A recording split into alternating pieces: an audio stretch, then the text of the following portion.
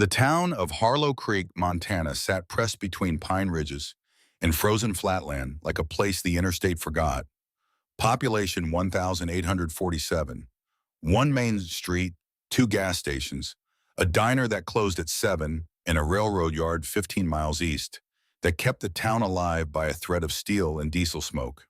The winters came hard and stayed long, and the people who remained after their 20s had made a decision about the kind of life they wanted, which was a life that didn't ask too many questions and didn't offer too many answers, and that rewarded showing up more than it rewarded anything else. The Iron Ridge Riders came through every morning at 6:47. 14 bikes, no deviation. Harley Softails, a couple of Dynas. One Sportster that backfired on cold starts and announced itself half a mile before it arrived. They worked the rail yard welders, freight handlers, crane operators, men who showed up before the sun did and didn't talk much after. The convoy was ritual, engine noise instead of conversation, leather against wind instead of explanation. It had been the same route for 6 years, the same time, the same formation, and the consistency of it had become something the town oriented around the way small towns oriented around things that never changed, which were usually the things worth keeping. Weston Gallagher led the pack, 43 years old, 6'1", a jaw that looked like it had been cut from the same granite as the mountains he rode through every morning. His beard had gone gray at the edges 2 winters ago, and he hadn't thought much about it since. There was a steel rod in his left leg, placed there by a Marine Corps surgeon in a field hospital outside Fallujah after an IED took out the Humvee he'd been riding in and turned the 3 men beside him into something he had spent 19 years trying not to see when he closed his eyes. The rod was titanium. It held the femur together and it ached in cold weather in a way that lived below the surface of ordinary pain, in the metal itself which held cold longer than flesh did and released it slower. He walked with a slight hitch on bad mornings. He didn't mention it. Nobody asked. His road name was Stone. He'd earned it not because he was hard, though he was, but because of the particular stillness that came over him in the situations that made other men loud. The kind of stillness that had a weight to it. The kind that filled a room before he said a word and stayed after he left. Men who'd ridden with him for years described it the same way without consulting each other. You always knew where Stone was in a room, even when you weren't looking at him. He didn't wave at people, didn't smile at strangers, didn't do much of anything except ride and work and sit in the quiet of his rented 1-bedroom apartment on nights when sleep wouldn't come, which was most nights. He'd made a kind of peace with that, not the comfortable kind, the kind that was just the shape of the life he had, and he'd stopped fighting the shape of it sometime around year 15 and started working within it instead. You showed up, you did the work. You didn't put the parts of yourself that weren't useful onto other people. He noticed things, though. That part hadn't switched off and probably never would. The part that counted exits when he walked into rooms and memorized faces he'd seen before and filed small details that other people stepped over. It had kept him alive in places where missing small details meant not coming home, and it had followed him home like everything else from those places quietly without asking permission. He noticed the girl. She was small, maybe 6 years old. A tangle of red-brown hair that the wind caught every morning and turned into something wild. Bare feet on the cracked sidewalk outside a house on Maple Street, a pale yellow foster home called Shepherd House, run by the county licensed for 4 children, with a porch that sagged in the center and windows covered by bedsheets tacked up instead of curtains. The yard was dead grass and frozen mud and a rusted swing set with 1 seat missing. A child's bicycle with a broken chain lay on its side near the steps, and it had been there long enough that the handlebars had started to rust. She stood there every morning at 6:47 with both arms raised, waving the way people waved at planes. Not the polite flick of the wrist that meant hello.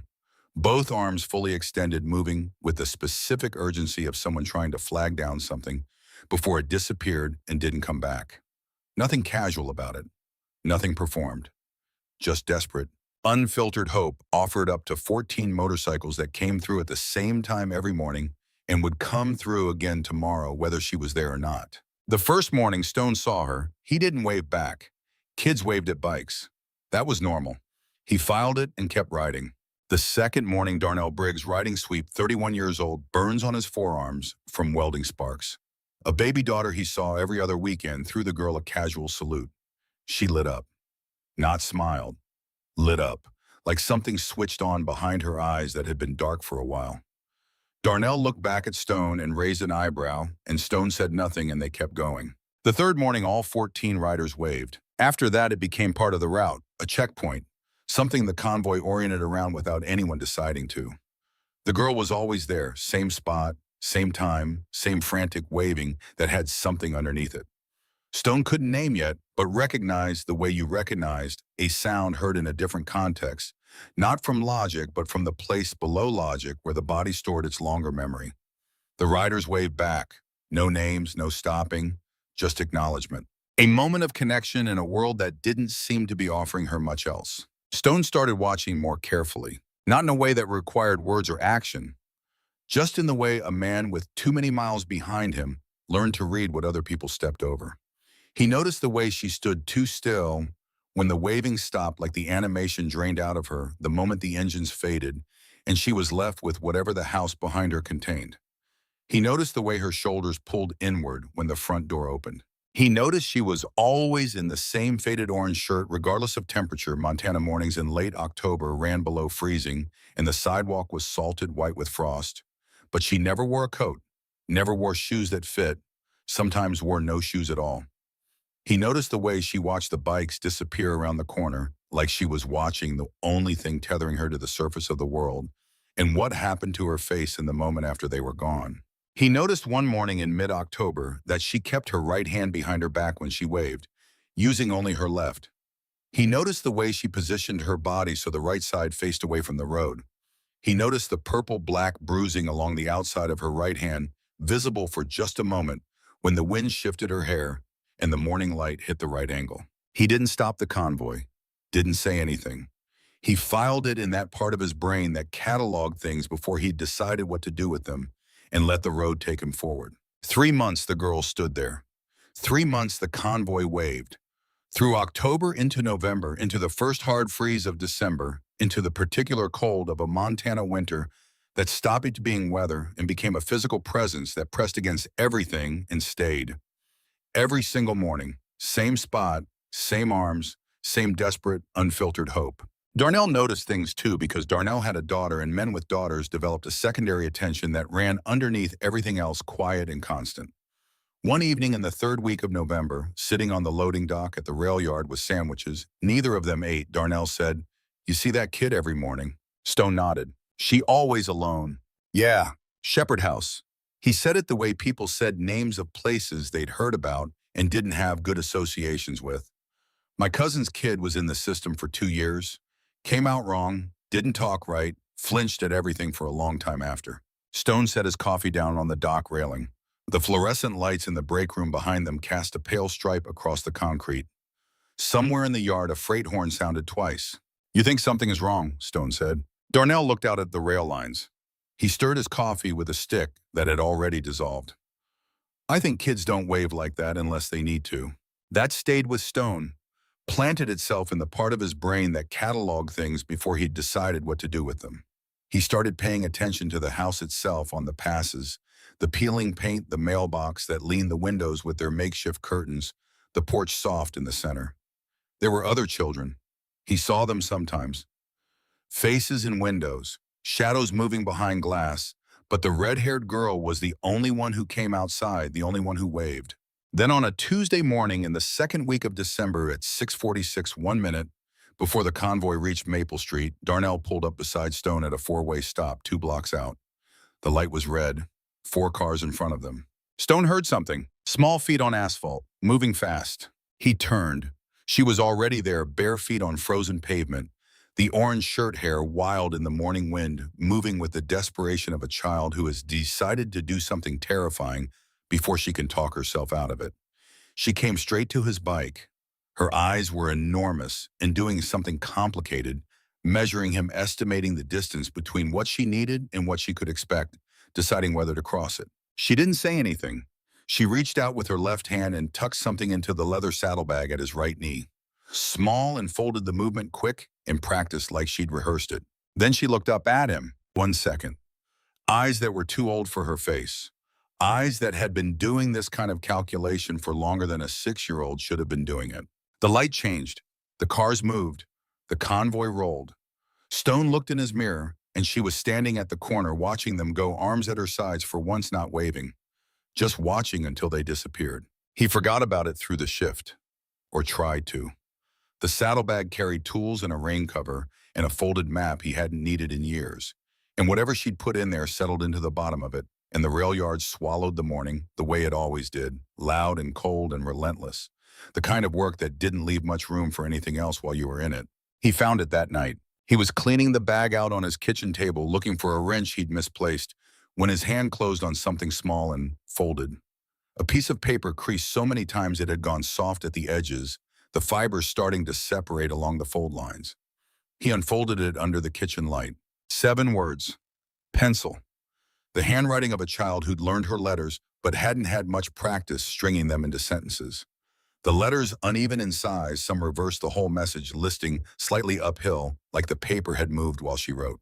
Please don't go away. Stone sat at his kitchen table for a long time looking at those 7 words. He thought about the orange shirt, the bare feet on frozen pavement, the hand she'd kept behind her back. He thought about 3 months of waving that had always had something underneath it he could name, now the same way he could name the sound of a truck backfiring versus the sound of something that wasn't a truck. Not from logic, but from a body that had learned the difference between normal and wrong and stored that knowledge below thought. He put the paper in his jacket pocket. Not in the trash, not left on the table. In his pocket against his chest where he'd feel it when he moved. He didn't sleep that night. The next morning at 6:47, the convoy came through the 4-way stop, turned onto Maple Street, rolled past Shepherd House at the usual speed. The sidewalk was empty. Stone's hand tightened on the throttle. In his peripheral vision, he caught Darnell looking at the empty corner, then at him. Behind them, Knox Weaver riding third-shaped head, a scar that ran from his left temple to his jaw, a man who chose his words the way some people chose how to spend money they didn't have much of, said nothing.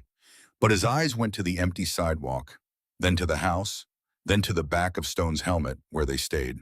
They kept the convoy moving. The rhythm didn't break. But something had shifted in the space between the riders. Something felt rather than said, the way things were communicated between men who'd spent enough time together that language had become optional for the important things. At the rail yard, Stone welded the same seam 3 times and burned through it on the 3rd pass and had to start over. His supervisor watched without comment, which meant he'd noticed and had decided not to make it worse. Stone worked through the morning and didn't eat at lunch and stared at the loading dock railing where Darnell had said kids don't wave like that unless they need to, and found he had no appetite for anything except the thing he was already deciding to do. That afternoon, after the shift ended and the yard cleared, the 3 of them rode back to Maple Street. The sun was already down. December in Montana meant dark by 4:30, and the temperature had dropped another 12 degrees since morning. Frost was forming on windshields and fence posts.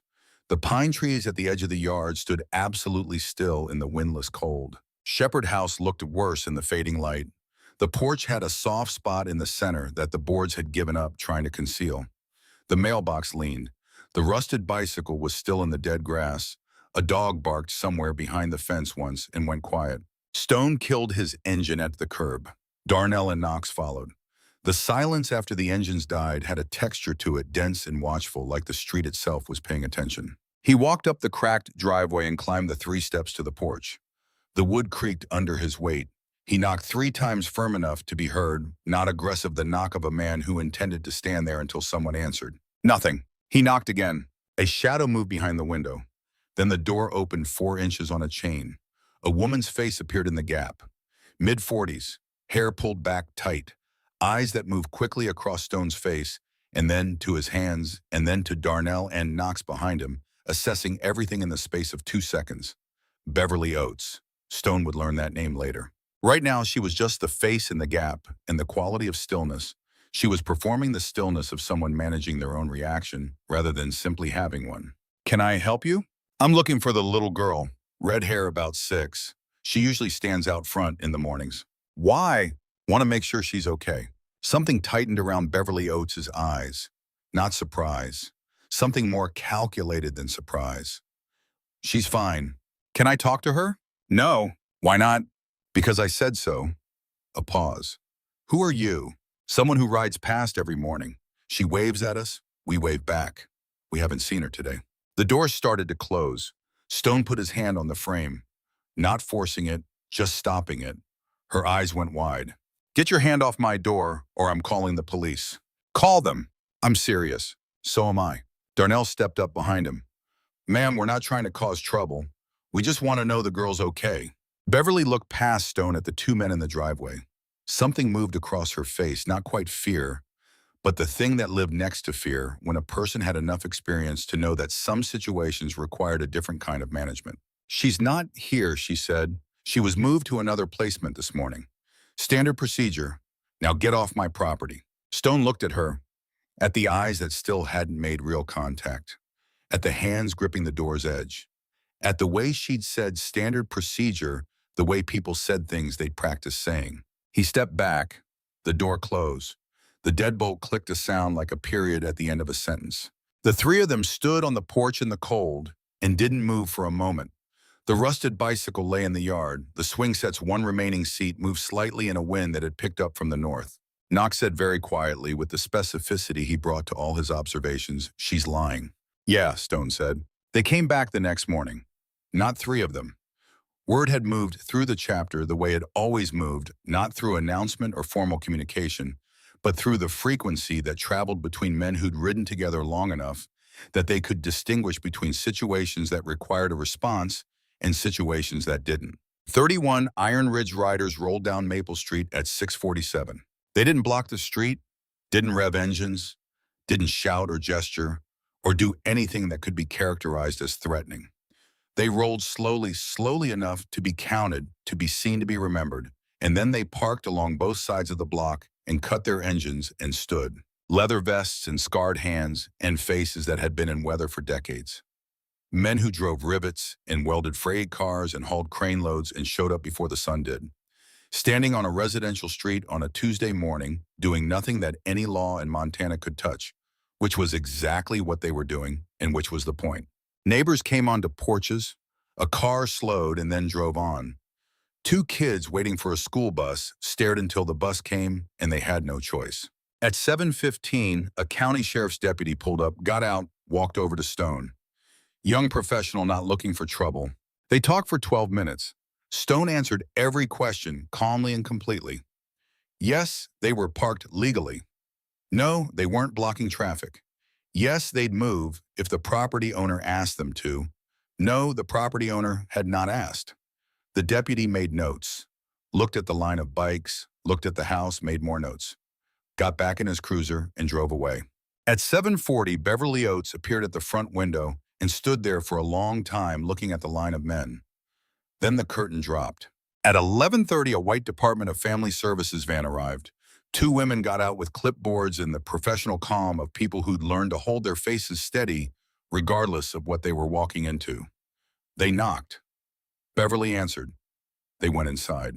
31 men stood on Maple Street and waited. 40 minutes later, the women came back out. One of them was on her phone. The other was writing in rapid, careful notes. They got back in the van and left without looking at the line of riders. At 2 in the afternoon, two more vans arrived. State investigators, a deputy, a woman with a camera. At 2:47, the front door of Shepherd House opened. 7 children walked out into the December afternoon, blinking in the pale winter sunlight, like they'd been somewhere darker than the season accounted for.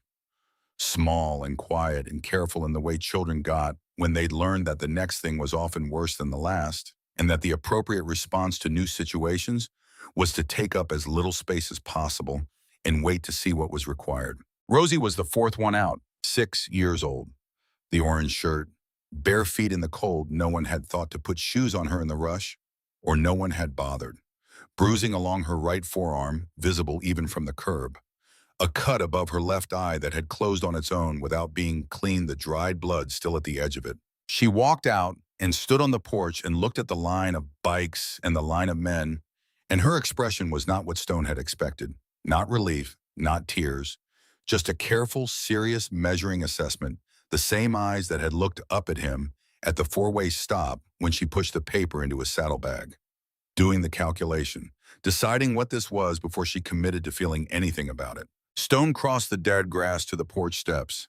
He lowered himself to the ground, his left knee screaming from the hours of cold and the steel rod registering every degree of temperature, and he sat on the porch boards in front of her, not crouching over her, not reaching, just sitting at her level where she didn't have to look up at him and where she could see his hands.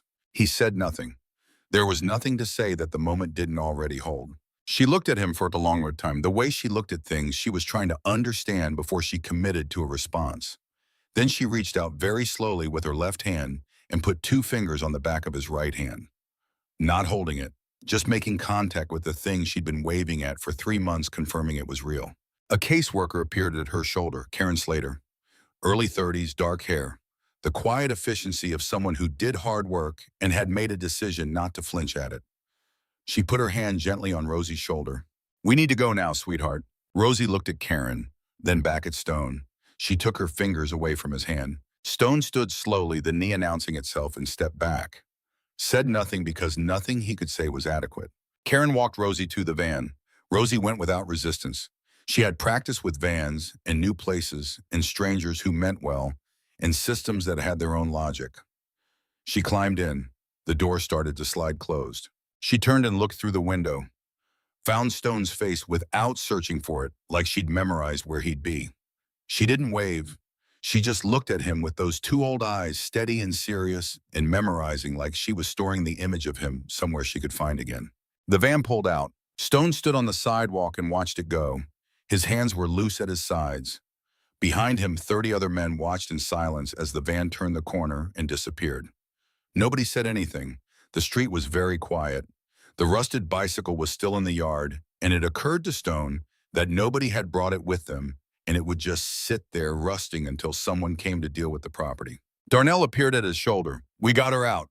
He said it like a fact he was still deciding what to feel about. Stone didn't answer. He reached into his pocket and his hand closed on the folded paper, soft at the edges from weeks of being carried. His phone rang. A number he recognized. Frank Decker. 62 years old, a cane he'd needed for 4 years. A drinking problem managed but not solved. A mind that had spent 2 decades as a financial crimes investigator for the county before his knees in a case that went wrong had pushed him out the door. Stone had met him years back through a mutual acquaintance and found him useful in the specific way that certain people were useful, not because they were reliable, but because they knew things, for the right reason would say them. He answered. Frank's voice was lower than usual, careful in a way that made the back of Stone's neck respond to things that required attention. "I need to meet with you tonight, in person." "What about?" A pause, 3 full seconds. "That little girl," Frank said. "There's something about her situation you don't know. And you need to." Stone looked at the empty space where the van had been. "Where?" he said. "Patton's Diner, Route 2, 8 o'clock. Stone put the phone back in his pocket. Knox came up beside him. He'd heard the tone, if not the words. "Tonight," Knox said. "Yeah." Knox looked at the house, at the investigators moving in and out.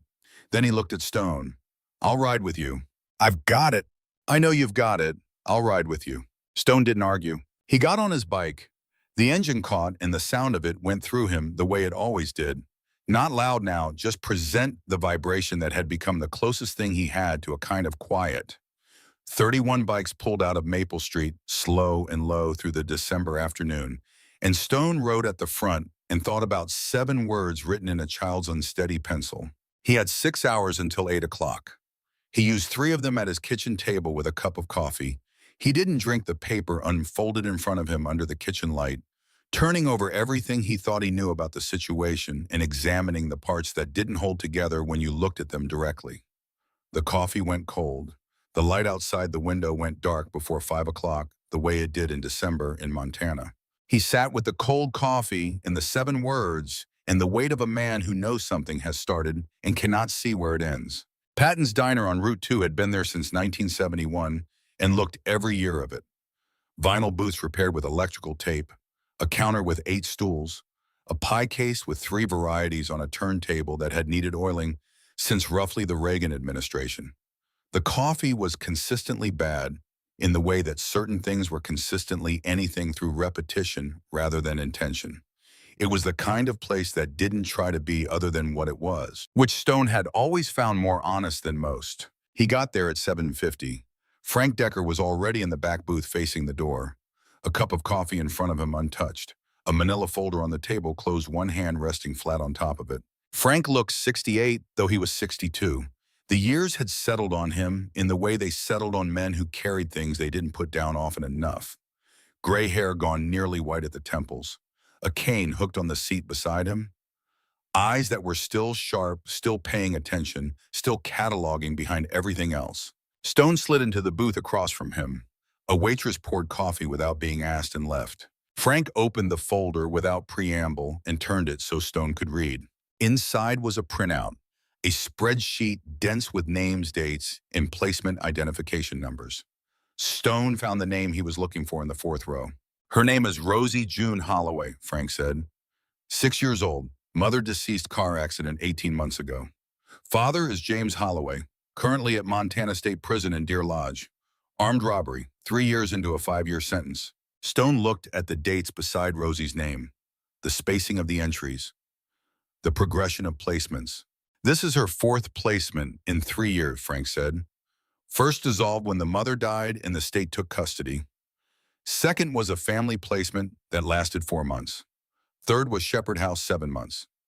Every single one of these transfers, Rosie's and every other name on this list, was coordinated by the same person. Raymond Holden, 54 years old, private placement coordinator licensed by the state operating across 5 counties in northern Montana. Stone looked at the name, Raymond Holden. It meant nothing to him yet, but the way Frank said it told him it would. What does a private placement coordinator do? Stone said. Officially, he acts as an intermediary between the state's overloaded child welfare system and private foster families and group facilities.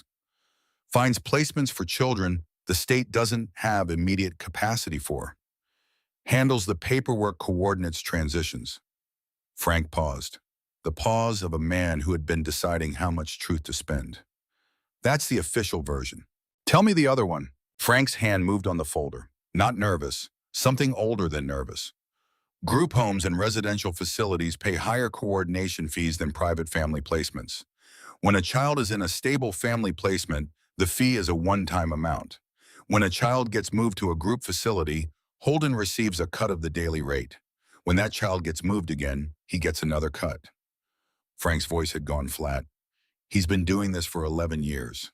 The state has never audited him because his paperwork is clean and his placement numbers are high. In the system's language, he's efficient.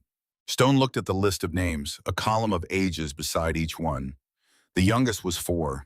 He destabilizes placements deliberately, Stone said. Creates friction where there wasn't any. Files reports noting adjustment difficulties, behavioral concerns, resource limitations. All technically within the bounds of his role. All generating another transfer, another fee. Frank looked at his untouched coffee. Every child on this list has been moved at least 3 times. Most of them more. Stone sat with the specific enormity of it. A machine designed to look like a system while functioning as something else entirely, and the children inside it unable to name what was happening because they didn't have the language. And because the people who did have the language were benefiting from the machine. You said there was something specific about Rosie, Stone said. Frank was quiet for a moment, his hand pressed flat on the folder. I've known about Holden's pattern for 6 weeks, he said. I came to you tonight because her situation became visible today, because 31 bikers on Maple Street made it impossible to manage quietly anymore. Stone looked at him across the table, at the folder, at the hand on top of it, at the space between what Frank was saying and what he wasn't. You've known for 6 weeks, Stone said. You came to me tonight because you had to, not because you decided to. Frank didn't deny it. He picked up his coffee cup, looked at it, set it down without drinking. There's more to Holden's network than I've shown you, he said. He opened the folder to the second page. A different spreadsheet, a payment distribution ledger, handwritten and photographed and printed. Columns of names, dates, dollar amounts. In the far right column, a set of initials beside each payment. Stone read down the column, stopped at 2 letters. ND. Who is ND, Stone said. Frank's hand came up to the side of his face. The gesture of a man reaching for something to hold on to that wasn't there. Nathan Decker. he said. He said it the way a man said the name of something that had been destroying him from the inside for a long time, and that he had finally, in this moment, said out loud to another person. He's a family court intake coordinator in Billings. He processes emergency placement requests. He's been flagging certain children for Holden's pipeline children with no family advocates, no attorneys, no one watching closely, and routing them to Holden's coordination network. A pause. Nathan receives a percentage of the coordination fees, 11 payments over 18 months averaging just under $2,000 each. Stone looked at him. At the name Frank had just said, at the face of a man who had built a career on financial crimes investigation and understood precisely what he was describing. Nathan Decker, Stone said. My son, Frank said. Son? Just that, the two words of a man who had spent 6 weeks trying to find a different arrangement for them and couldn't.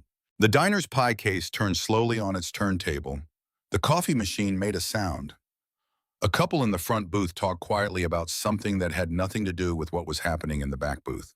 Stone looked at the folder, at the payment ledger, at the name that appeared 11 times with amounts beside it categorized as consulting fees, hidden in plain sight, in financial disclosures that no one had looked at carefully enough until Frank Decker had looked at them and then spent 6 weeks deciding what to do about what he'd found. He understood the shape of it now.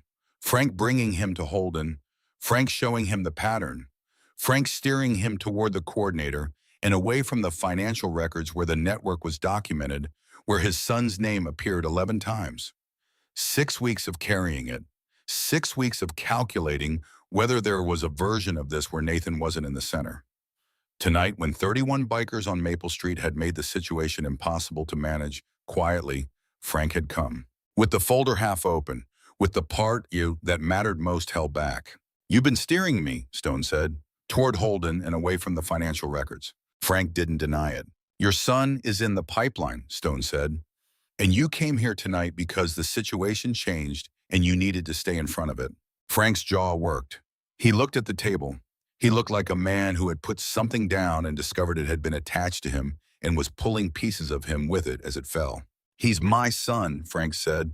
A statement about why it had taken 6 weeks and why he was here at all at the same time. Stone stood. He put money on the table for the coffee he hadn't touched. He picked up his jacket. I'll find the rest of it myself, he said. He drove back to the chapter garage, a converted rail depot on the eastern edge of Harlow Creek with a wood stove and a pool table and walls covered in patches and photographs of men who'd ridden before them and men who'd ridden with them and weren't there anymore. Gunnar Pierce was already there when Stone arrived. Gunnar Pierce ran the chapter out of Billings 90 miles south. 51 years old. Gray beard cut close, eyes the color of February sky that had the quality of things that had been cold for a long time and stopped apologizing for it. He had a stillness that matched Stone's own in a way that made communication between them efficient, two men who'd learned to say a great deal with very little. He'd ridden up that afternoon when word reached Billings, had been on Maple Street for the last 2 hours of the standoff without being asked, had said nothing the entire time, except at the end to Knox, good. Stone told him about Frank Decker, about Nathan Decker, about the payment ledger and the 11 payments and the routing of children into Holden's pipeline. Gunnar listened without interrupting. When Stone finished, he was quiet for a moment. The wood stove crackled. The overhead light was yellow and old. I have a contact at the Billings County Clerk's office, Gunnar said. 20-year employee. She's been paying attention to things in that office for reasons that have nothing to do with us, and she owes Nathan Decker nothing. Can she access the placement coordination records? The publicly accessible ones. Cross-reference the financial disclosures. Gunnar looked at the stove. 2 days, maybe less. Make the call, Stone said. 2 days later, Gunnar came back with what the woman had found. The name was in the financial disclosure column third from the bottom under a contractor classification that could mean several things to someone not looking carefully and meant one specific thing to someone who was. Nathan Decker, Billings Family Court. Payment dates that corresponded precisely with the transfer dates in Holden's placement ledger. Stone sat with it for an hour. Not the facts, those were clear, the weight of it, the specific gravity of a child who had been used as a revenue source by a system built to protect her and whose father's old friend had known about it for 6 weeks and chosen his own son over her. Then he drove to Frank Decker's house. Frank answered before Stone knocked twice. He'd been waiting. The door opened and Frank stood in it, and his face had the expression of a man who had been counting down to a particular moment and had arrived at it. Stone held up the page with Nathan's name on it. He didn't say anything. Frank looked at the paper. His hand on the door frame tightened once and released. "He's my son," Frank said, the only thing he had left. "I know," Stone said, "and she's 6 years old." He turned and walked back to his truck.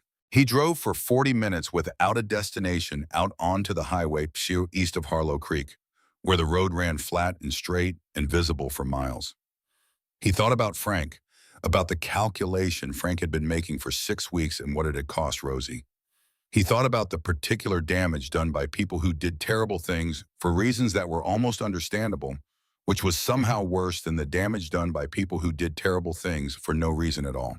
Then he thought about Rosie, about a placement transfer that had happened before any of this came into the light.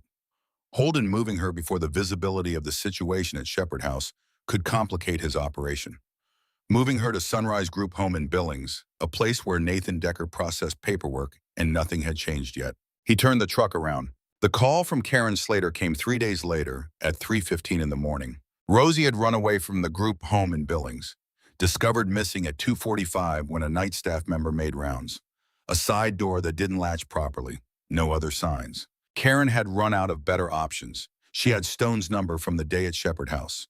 She had a feeling, though she couldn't have said exactly where it came from, that if anyone knew where Rosie might go, it was the man who'd been waving at her every morning for 3 months. Stone was already on his bike before the call ended. He called Knox. Knox answered on the first ring. "Maple Street," Stone said. 10 minutes, Knox said. They arrived from different directions, cutting engines a block out and coasting the last stretch in silence. Maple Street at 3 in the morning was a street in suspension. Shepherd House empty, now with crime scene tape across the porch, fluttering in the cold, the windows dark, the broken bicycle still in the dead grass yard. The street light nearest the house was out. The one half a block down through a pale oval on the cracked sidewalk where Rosie had stood every morning for 3 months. Stone scanned methodically. Porch, yard, side of the house. The gap between the foundation shrubs and the concrete stoop. He saw her. Wedged into the corner where the concrete steps met the dormant juniper bushes pressed into the pocket they made was Rosie, knees to her chest. An adult's coat 3 sizes too large wrapped around her, the kind of coat that ended up in a group home's lost and found bin. Rubber sandals on her feet open-toed, hair loose, eyes open. She hadn't been sleeping. She'd been waiting. Stone got off his bike slowly. The steel rod in his left leg registered the temperature of 3 a.m. Montana December without apology. He crossed the dead grass and stopped at the edge of the sidewalk and lowered himself down, sitting on the cold ground at her level 10 feet from her. Not approaching, just being at the same height in the same cold. She looked at him, the calculation moving behind her eyes. "You came back," she said. Her voice was very small, thin from cold and from whatever the last 72 hours had been.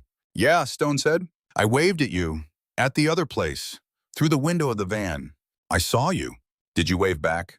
"I did." She looked at her knees, considering this. "I didn't see." "I waved," Stone said. The single remaining seat of the swing set made a sound in the wind. Knox stood at the corner of the block, leaning against his bike with his arms crossed, watching the street in both directions. He'd positioned himself between the house and the road without anyone asking him to. Old instinct, good instinct. "Are you hurt?" Stone said. Rosie shook her head. "Are you cold?" The smallest hesitation, a point of pride she'd been maintaining. Then another head shake. He unzipped his jacket and held it out to her. She looked at it for a long moment, the look of a child who'd learned not to take things too quickly, who understood that things offered could be taken back and that the taking back was worse than never having had them. Then she reached out and took it, pulled it around herself. It covered her completely. She disappeared inside it. Stone sat on the cold concrete without moving. He looked at the empty house, the dark windows, the bicycle in the yard. "Why did you come here?" he said. Rosie was quiet for a moment. Then matter-of-factly, the way she said things that were obvious to her, "Because you're always here." Something in Stone's chest shifted, not sharply. The way things shifted when they'd been held in place by a long tension, and the tension released enormous and slow and not entirely comfortable. "Not always," he said. "In the mornings," she said. "You're always here in the mornings." "Yeah." She pulled his jacket tighter. The wind moved through the dead grass in the yard. The other place smelled wrong, she said. The group home? She nodded. What did it smell like? She thought about it carefully the way she thought about everything. Like the other places. He understood without her explaining. He'd known places like that. The specific absence of anything personal. The smell of institutional cleaning products and recycled air, and too many people in too little space with too little that belonged to them. He'd known it in field hospitals and processing centers and temporary places in 3 countries, and whatever it smelled like exactly, it smelled like impermanence, like a place that wasn't going to become anything, and knew it. I have something, Rosie said. She reached inside the oversized coat and pulled out a small plastic Ziploc bag sealed carefully at the top. Inside it, folded small, were several pieces of paper. Napkins mostly, a few scraps of notebook paper, all of them with writing, small, careful pencil, writing the handwriting of a child working hard at something because she understood it mattered. She held the bag out to him. Stone took it and opened the seal carefully. He unfolded the first napkin. Dates, names written phonetically as she'd heard them, a partial license plate number, 4 characters, and then a gap where she'd lost the rest. A phone number she must have watched someone dial and held in her head until she could write it down. The name R. Holden, spelled 3 different ways across different napkins. Holden, Holden, Holden with a question mark beside each version. Plus signs and minus signs beside staff names. Some system she'd invented to track who was kind and who wasn't. He unfolded the second piece. The third. A drawing, a man in a suit, a small figure beside him with an arrow pointing away from the suited man toward a door. Stone looked at the collection of paper in his hands, at the weeks of careful observation, at the methodical accumulation of detail by a child who had decided on her own that the way to be believed was to provide proof. Where did you learn to do this? He said. My dad. She said it the way she said things about her father, matter of fact, with the clarity of someone describing a fixed point that remained constant regardless of circumstance. Before he had to go away, he said, if you want somebody to believe you, you have to give them the things that prove it, not just words. Proof. James Holloway, Montana State Prison in Deer Lodge. Stone hadn't known anything about him an hour ago. He knew something now about a man who'd been teaching his daughter in whatever time they had had together how to survive without him. Your dad sounds smart, Stone said. Rosie looked at him directly. He made a mistake, she said. That's why he had to go away. But he's still smart. Stone looked at the Ziploc bag, at the weeks of evidence assembled on napkins in secret, because her father had told her that proof mattered more than words, and she had believed him and acted on it. Can I keep this? He said. She nodded. I made it for somebody. A pause. I thought it should be you. 17 minutes later, Karen Slater arrived with a blanket and a cup of gas station and hot chocolate that had cooled on the drive. She got out with the professional calm of someone who had been doing hard work long enough that the shapes it came in stopped surprising her. She took in Rosie in the oversized jacket, Stone sitting on the cold ground, Knox at the corner. She absorbed all of it. I'm going to take you somewhere warm tonight, she said to Rosie, and in the morning we're going to make sure things are different. Rosie looked at Stone. Stone held her gaze. I'm going to make some calls, he said, starting tonight. Promise? The word came out clean and simple, the way 6-year-olds ask things without the softening adults learn to apply to questions that required accountability. He thought about what to promise meant when you couldn't fully control the outcome. He thought about Fallujah and 3 Men and the promises you made to yourself that the specific outcome had made impossible to keep and the weight of those for the rest of a life. Yeah, he said, I promise. Karen wrapped Rosie in the blanket. Rosie kept Stone's jacket underneath it. Karen noticed, chose not to address it. She took Rosie's hand and walked her to the car. At the car door, Rosie turned and raised her hand slowly and pressed her palm flat against the air between them. 5 fingers. Stone raised his hand, 5 fingers back. The car door closed. The car pulled away. Tail lights in the dark fading through 2 blocks and then around a corner and then gone. Knox walked over. He stood beside Stone on the sidewalk and was quiet. She kept records, Stone said, on napkins, in a Ziploc bag, for weeks. Knox looked at where the car had been. Her dad taught her, he said finally. Yeah. Knox pulled out his phone. Gunner's going to want to know. Call him and tell him I need him watching the group home in Billings tonight. Nobody moves Rosie without us knowing. Stone stood on the sidewalk in the dark and thought about the name Gloria Roth. which he'd heard through channels that information moved through when it was important enough to travel, even when the people carrying it couldn't fully explain why. A former caseworker who'd filed an internal complaint 2 years ago and been transferred to a records desk for it. A woman who'd been sitting on something and hadn't yet found the right person to hand it to.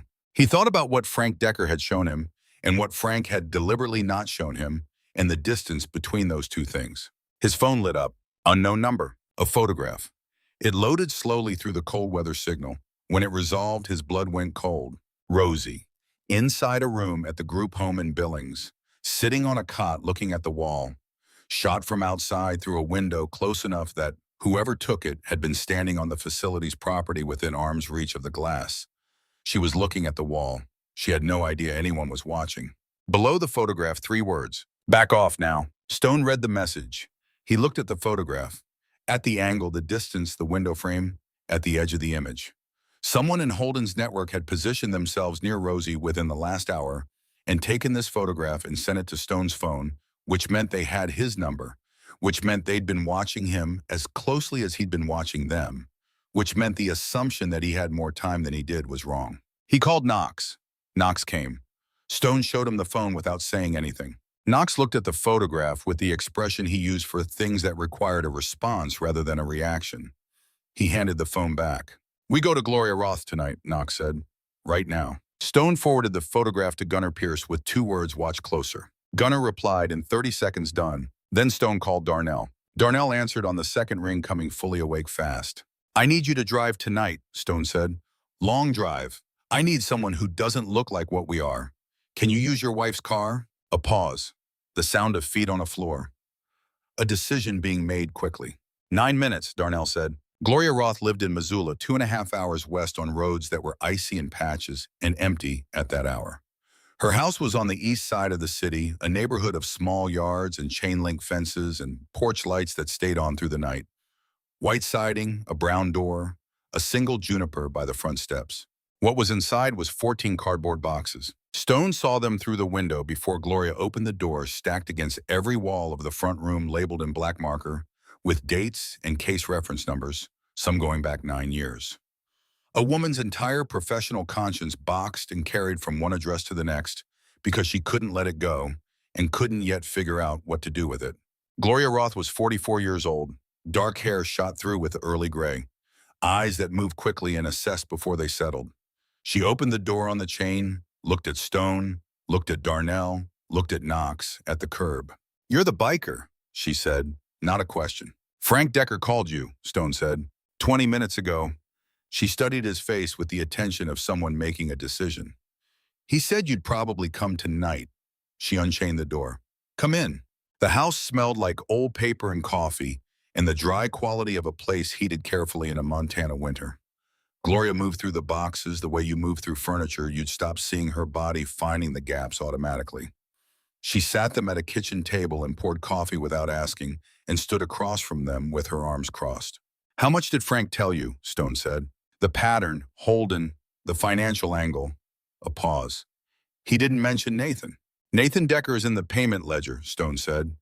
Family court intake coordinator Billings. He's been routing children into Holden's pipeline. 11 payments over 18 months. Something moved across Gloria's face. Not surprise. The expression of a person hearing a piece confirmed that they'd suspected but couldn't prove. I filed an internal complaint 2 years ago, she said. I had the pattern, the financial correlation, names. 3 weeks later, I was transferred to a records desk with no windows and case files from 2009. She looked at the boxes on her walls. I understood the message. Why did you keep the documents? Because I have a daughter. She said it simply. And because there's a difference between not knowing what to do and destroying the thing you'd need when you figured it out. She went to one of the boxes and found a manila folder without searching. She knew exactly where everything was. She set it on the kitchen table. Stone opened it. A spreadsheet, handwritten, then photographed and printed. Columns of names, dates, placement, IDs, dollar amounts. He looked down the column of initials in the far right. Found the ones he was looking for. Found others. The initials in the last column, Gloria said.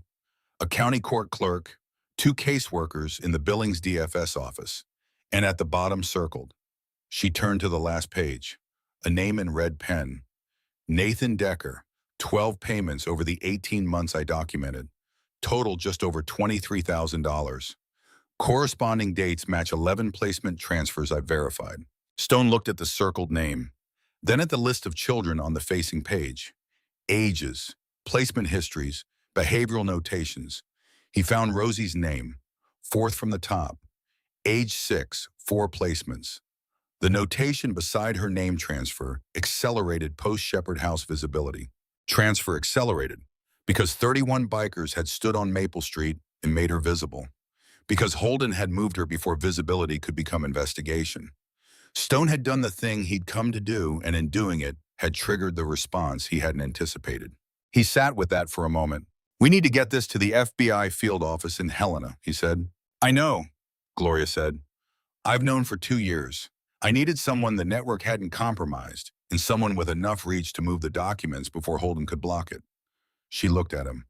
"Frank said you were both." "Agent Dana Keller at the Helena field office," Stone said. "She's been building a case on Holden for 8 months independently. She needs a primary witness with physical documentation." Gloria's arms tightened across her chest.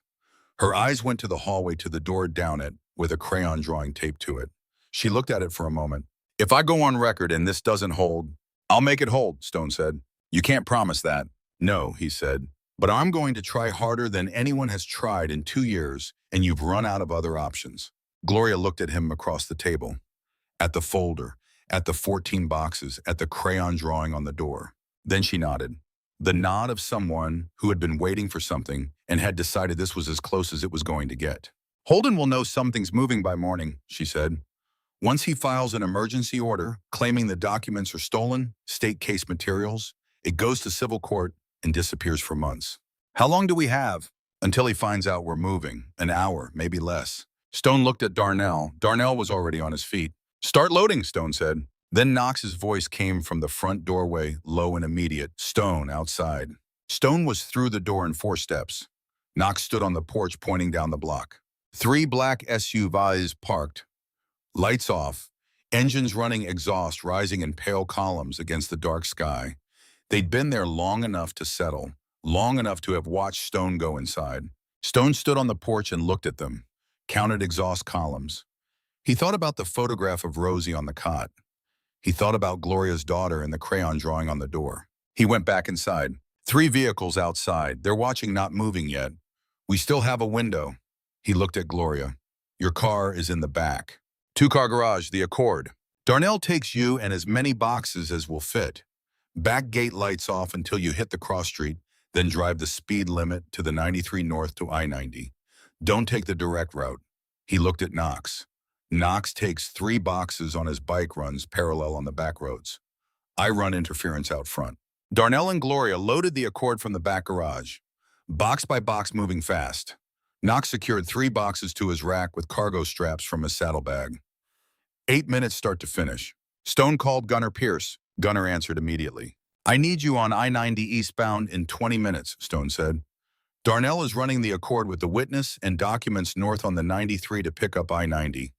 Holden has people watching my current location." "How many riders?" "However many you can move in 20 minutes. A brief pause, the sound of a room changing energy. 23. Chapters have been on standby since your text about the girl. Don't intercept until Darnell's on the 93. I don't want anyone counting bikes before the Accord is clear." "Understood." A pause. "Stone, is she going to be okay?" Stone thought about Rosie pressing her palm against the car window. 5 fingers. "She will be," he said. He ended the call. Then he walked to the front of the house and stepped out onto the porch in full view of the 3 SUVs. He stood there with his arms at his sides, looking directly at the vehicles. Not aggressive, not retreating, fully present in the way that men who'd stood in worse places than a Missoula residential street knew how to be present completely without flinching, without performing anything. Behind the house, very quietly, the Accord pulled out of the back gate. One of the SUV doors opened. A man got out. Broad 6'2", dark coat. He crossed to the edge of the property line and stopped. "You need to go home," the man said. Stone looked at him across the front yard. "No. The woman in that house has materials belonging to the state child welfare system. She's a private citizen with documents she created on her personal time," Stone said. You need a court order to call them state property and you don't have one, or you'd have led with it. The man's expression didn't change, but something in his stance recalculated. This can be resolved quietly. Quiet is how it's lasted 11 years, Stone said. We're done with quiet. The man looked past Stone at the front of the house, making his own calculation about what was still inside. The people behind this operation have reach. You haven't encountered, the man said. They will come for your club, every member. They'll find violations, real or otherwise. I've had people with reach decide to use it before, Stone said. I'm still here. The man held his ground for 3 full seconds. Stone counted them. Then he got back in the SUV. The 3 vehicles idled for a moment, long enough to make a point about patience and resources.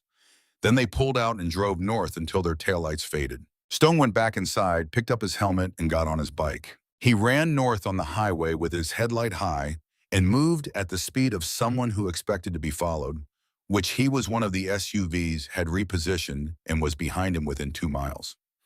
He let it follow, let it watch him on the open road, while Darnell ran the back route with the Accord and the 14 boxes and Gloria Roth and 2 years of evidence that nobody in the network had managed to destroy. At mile 11, his phone buzzed in his jacket pocket. Darnell, 2 vehicles behind us. Been on us for 4 miles. How far to I-90? 6 miles to the junction. Gunner. Right here, Gunner said from the other connection. 2 minutes, Stone said. He saw them first, 23 sets of headlights coming from the north. The sound arriving just ahead of the light, that deep collective rumble, that was less a sound than a pressure in the chest, something felt before it was heard. Gunner's chapter cresting the highway grade and coming down in tight formation. 23 bikes finding their lines in the dark. They split. Gunner took 12 bikes east on the access road parallel to the highway. Stone swung wide and took 11 riders on the straight approach. They caught Darnell's position from 2 sides in 40 seconds, the Accord ahead on the highway, the 2 black vehicles behind it, and then suddenly the geometry changed and didn't change back. 11 bikes in front, 12 from the flank. The road filled with engines and headlights, and the 2 black vehicles caught between them with nowhere to go that wasn't a ditch. Stone braked hard at 50 yards and the convoy folded in behind him. 23 bikes spread across the road. Headlights on full. Engines at idle, the low, patient sound of machines that weren't going anywhere. One of the vehicles stopped. A man got out. Older than the man in Missoula, a coat that cost more. He stood in the headlight wash and looked at the line of riders. You're making this worse, he said. The documents are in federal hands before morning, Stone said. Step aside or stand there. Either way, that's what's happening. The man looked at the line, at Gunner's flanking group, at the road ahead and behind. He looked at Stone. Stone looked back. The man got back in the vehicle. Both SUVs reversed, found the gap, turned around, and drove south until they were gone. Darnell exhaled so completely his whole body deflated. Can we please get to Helena before I have an actual cardiac event? 26 vehicles moved north on I-90 in the dark. 23 bikes flanking a 10-year-old Honda Accord, carrying 14 boxes of documentation, and one woman who had been carrying this for 2 years and was finally able to put it down somewhere that could hold it. They arrived at the FBI field office in Helena at 4:47 in the morning. Agent Dana Keller was waiting at the front door. 51 years old. Compact, close-cropped hair. The stillness of someone who had been angry about a specific thing for a long time and converted that anger into methodology rather than noise. She came down the steps when the Accord pulled up and looked at the boxes in the trunk and looked at Gloria and said, I've been waiting 8 months for someone to walk through that door with what you have. 2 years for me, Gloria said. Keller looked at Stone. Gallagher. Yeah, you've caused an enormous amount of disruption in the last 48 hours.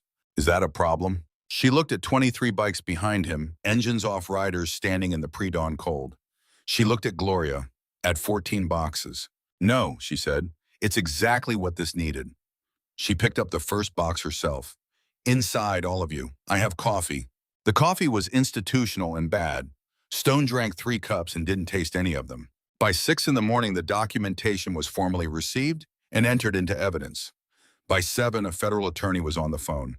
By 8:15, the emergency court order that Holden's lawyers had filed at 6:45, claiming the documents as stolen state property, had been challenged before a federal magistrate, and suspended in 37 minutes. Stone sat in a plastic chair in the federal building corridor and felt the adrenaline leave his body.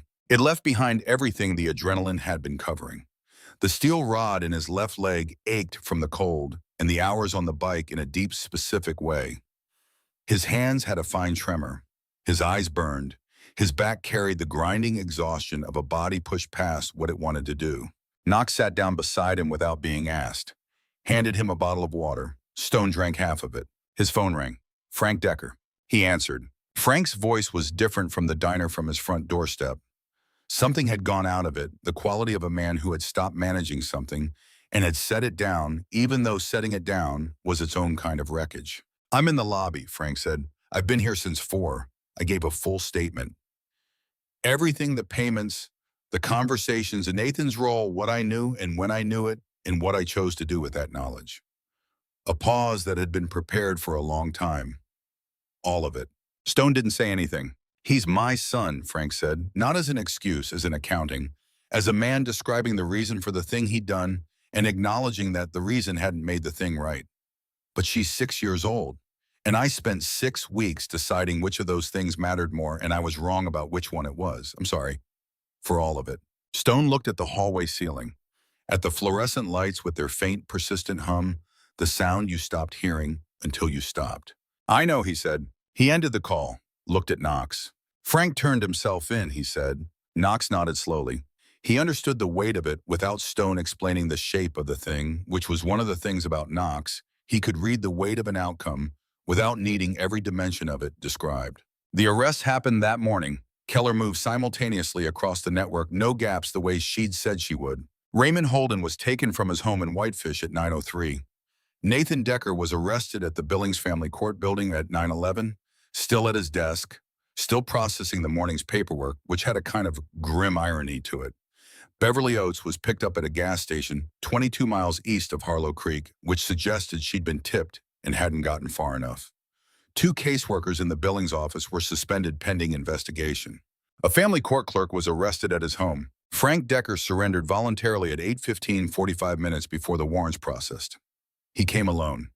He gave a statement that Keller described to Stone in a hallway conversation at mid-morning as thorough and unreserved, naming every payment, every conversation, every moment. He'd chosen his son over the children, cycling through the system his son had helped to feed.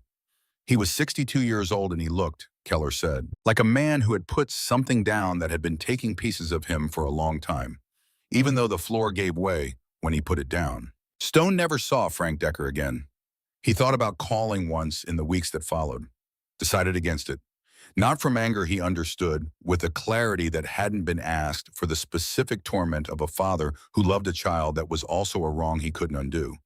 But some things didn't have a conversation that made them better. The silence between them was its own kind of acknowledgement. It was the most honest thing they had left. The placement review for Rosie June Holloway was reopened within 72 hours of Holden's arrest. The state audited her file. 3 placements in 3 years under Holden's coordination. Each transfer triggered by manufactured instability. Each group home billing paid through the pipeline. Each behavioral notation in her file a reflection not of Rosie, but of what the system's repeated disruption had done to her and the system's need to justify the next disruption. The caseworker assigned to the review was a woman named Judith Harmon, 14 years in child welfare. The kind of institutional experience that produced either burnout or a very specific form of quiet fury, and she had landed on the latter and let it make her precise. Stone walked into the Harlow Creek Department of Family Services office on a Tuesday morning in January. He left the vest at home. He wore his cleanest clothes, not dressed up, because dressed up would have been a performance, and he wasn't there to perform. He was there to be accurate. Judith looked at his file. Military service, 2 tours medical discharge, the injury, the PTSD diagnosis, employment at the rail yard, 6 years, a disorderly conduct charge from 11 years ago, circumstances noted expunged, single, no partner, 1-bedroom rental. You live alone, she said, in a 1-bedroom. I'm in the process of buying a house, Stone said, 2 bedrooms. I've put earnest money down. He paused. I was planning ahead. Judith made a note. She looked at it, then at him. Why this child specifically? Stone took the Ziploc bag from his jacket pocket and set it on the desk between them. Judith looked at the careful, childish handwriting on the napkins inside the misspelled versions of Holden's name, with question marks, the partial license plate, the phone number a 6-year-old had memorized and written down because her father had told her that proof mattered more than words. Because she chose me first, he said. Then he told her everything. Not a shaped version, not the version that omitted the parts that made him look like a risk, the IED, the rod, the 19 years of carrying the guilt of a man who survived something 3 others didn't and spent a long time figuring out how to live inside that. The way something in Rosie's waving had connected to something in him that he didn't have a clean word for, except that he recognized it the specific courage of someone who kept trying in a situation that had given them every reason not to. He talked for 22 minutes. Judith stopped writing around the 8th minute. She just listened. When he finished, the office was quiet. The plant on the windowsill, the kind that looked like it had survived conditions it shouldn't have moved slightly in the heat from the vent. Judith looked at her closed notebook, at the Ziploc bag, at Stone. In 14 years, she said, you are the first person who has walked into this office and told me unprompted the exact things I was going to note as concerns in my evaluation, before I had the chance to raise them. She looked at him. Is that because you thought disclosure was the right strategy? No, Stone said. It's because they're true. Judith almost smiled. Small real, the kind of smile that meant something because of how rarely it appeared. 6 weeks, she said. Home study, background check, home inspection, interviews, parenting class. It is a process and it may not result in approval. And even if the board approves, Rosie has a voice in this. Her needs and her readiness are part of the equation regardless of the paperwork. I understand. And if the board decides a different placement is more suitable, Stone was quiet for a moment. Then I'll deal with it, he said. But I'll try not to give them a reason to. Judith closed her notebook. 6 weeks, Mr. Gallagher. He drove back to Harlow Creek with the windows down despite the January cold. The highway was empty. The pine trees along the ridge held their dark green against the white sky. He drove and let the air move through the cab and thought about the Ziploc bag in his jacket pocket, which was where it was going to stay until he had somewhere better to put it. Knox called. How'd it go? 6 weeks, Stone said. Home study. Knox was quiet for a moment. That's not a no. No, Stone said. It's not. Gunner's chapter is running Saturday. He asked if we wanted to join. Tell him yeah, Stone said. The 6 weeks were not easy in the way that things worth doing were rarely easy in the way you wanted them to be. The home study involved a caseworker named Briggs who came to the house. Stone had bought a 2-bedroom on the east side of Harlow Creek, a yard with a pine tree at the back corner, a furnace that worked a 2nd bedroom he'd painted and furnished and asked questions that required him to articulate things he'd spent years not articulating. He answered all of them, because he told Judith Harmon he would be accurate, and he intended to be. The 2nd bedroom had a bed frame and a dresser and curtains. The curtains had been a problem. He'd stood in the home goods store for 20 minutes holding 2 different sets. One cream with a thin stripe, one yellow with small white flowers. He couldn't decide between them in a way that felt proportionate to the purchase of curtains. Darnell had come with him and watched this for as long as he could manage before calling his wife from the aisle. She needs to come here, Darnell told her. He's drowning in curtains. Window curtains. Just yes, please. Darnell's wife arrived 20 minutes later, looked at both sets for 4 seconds, chose the yellow with the white flowers and said, the cream is fine for an office. This is a child's room. Stone paid for the yellow curtains. He was grateful in a way that didn't have good language. The parenting class was held in a church basement on Wednesday evenings. 11 other adults. A retired school teacher, a man of 26 who reminded Stone of himself at that age, minus most of the damage, which Stone found both hopeful and quietly humbling. The instructor covered attachment theory and trauma-informed parenting and age-appropriate communication with the specific care of someone who understood that the people in front of her had all come from different starting places. Stone took notes. He was by 20 years the most attentive student in the room. He'd also started counseling in the 2nd week of the home study. A therapist named Dr. Whitmore, who worked out of an office in a converted Victorian on Harlow Creek's main street.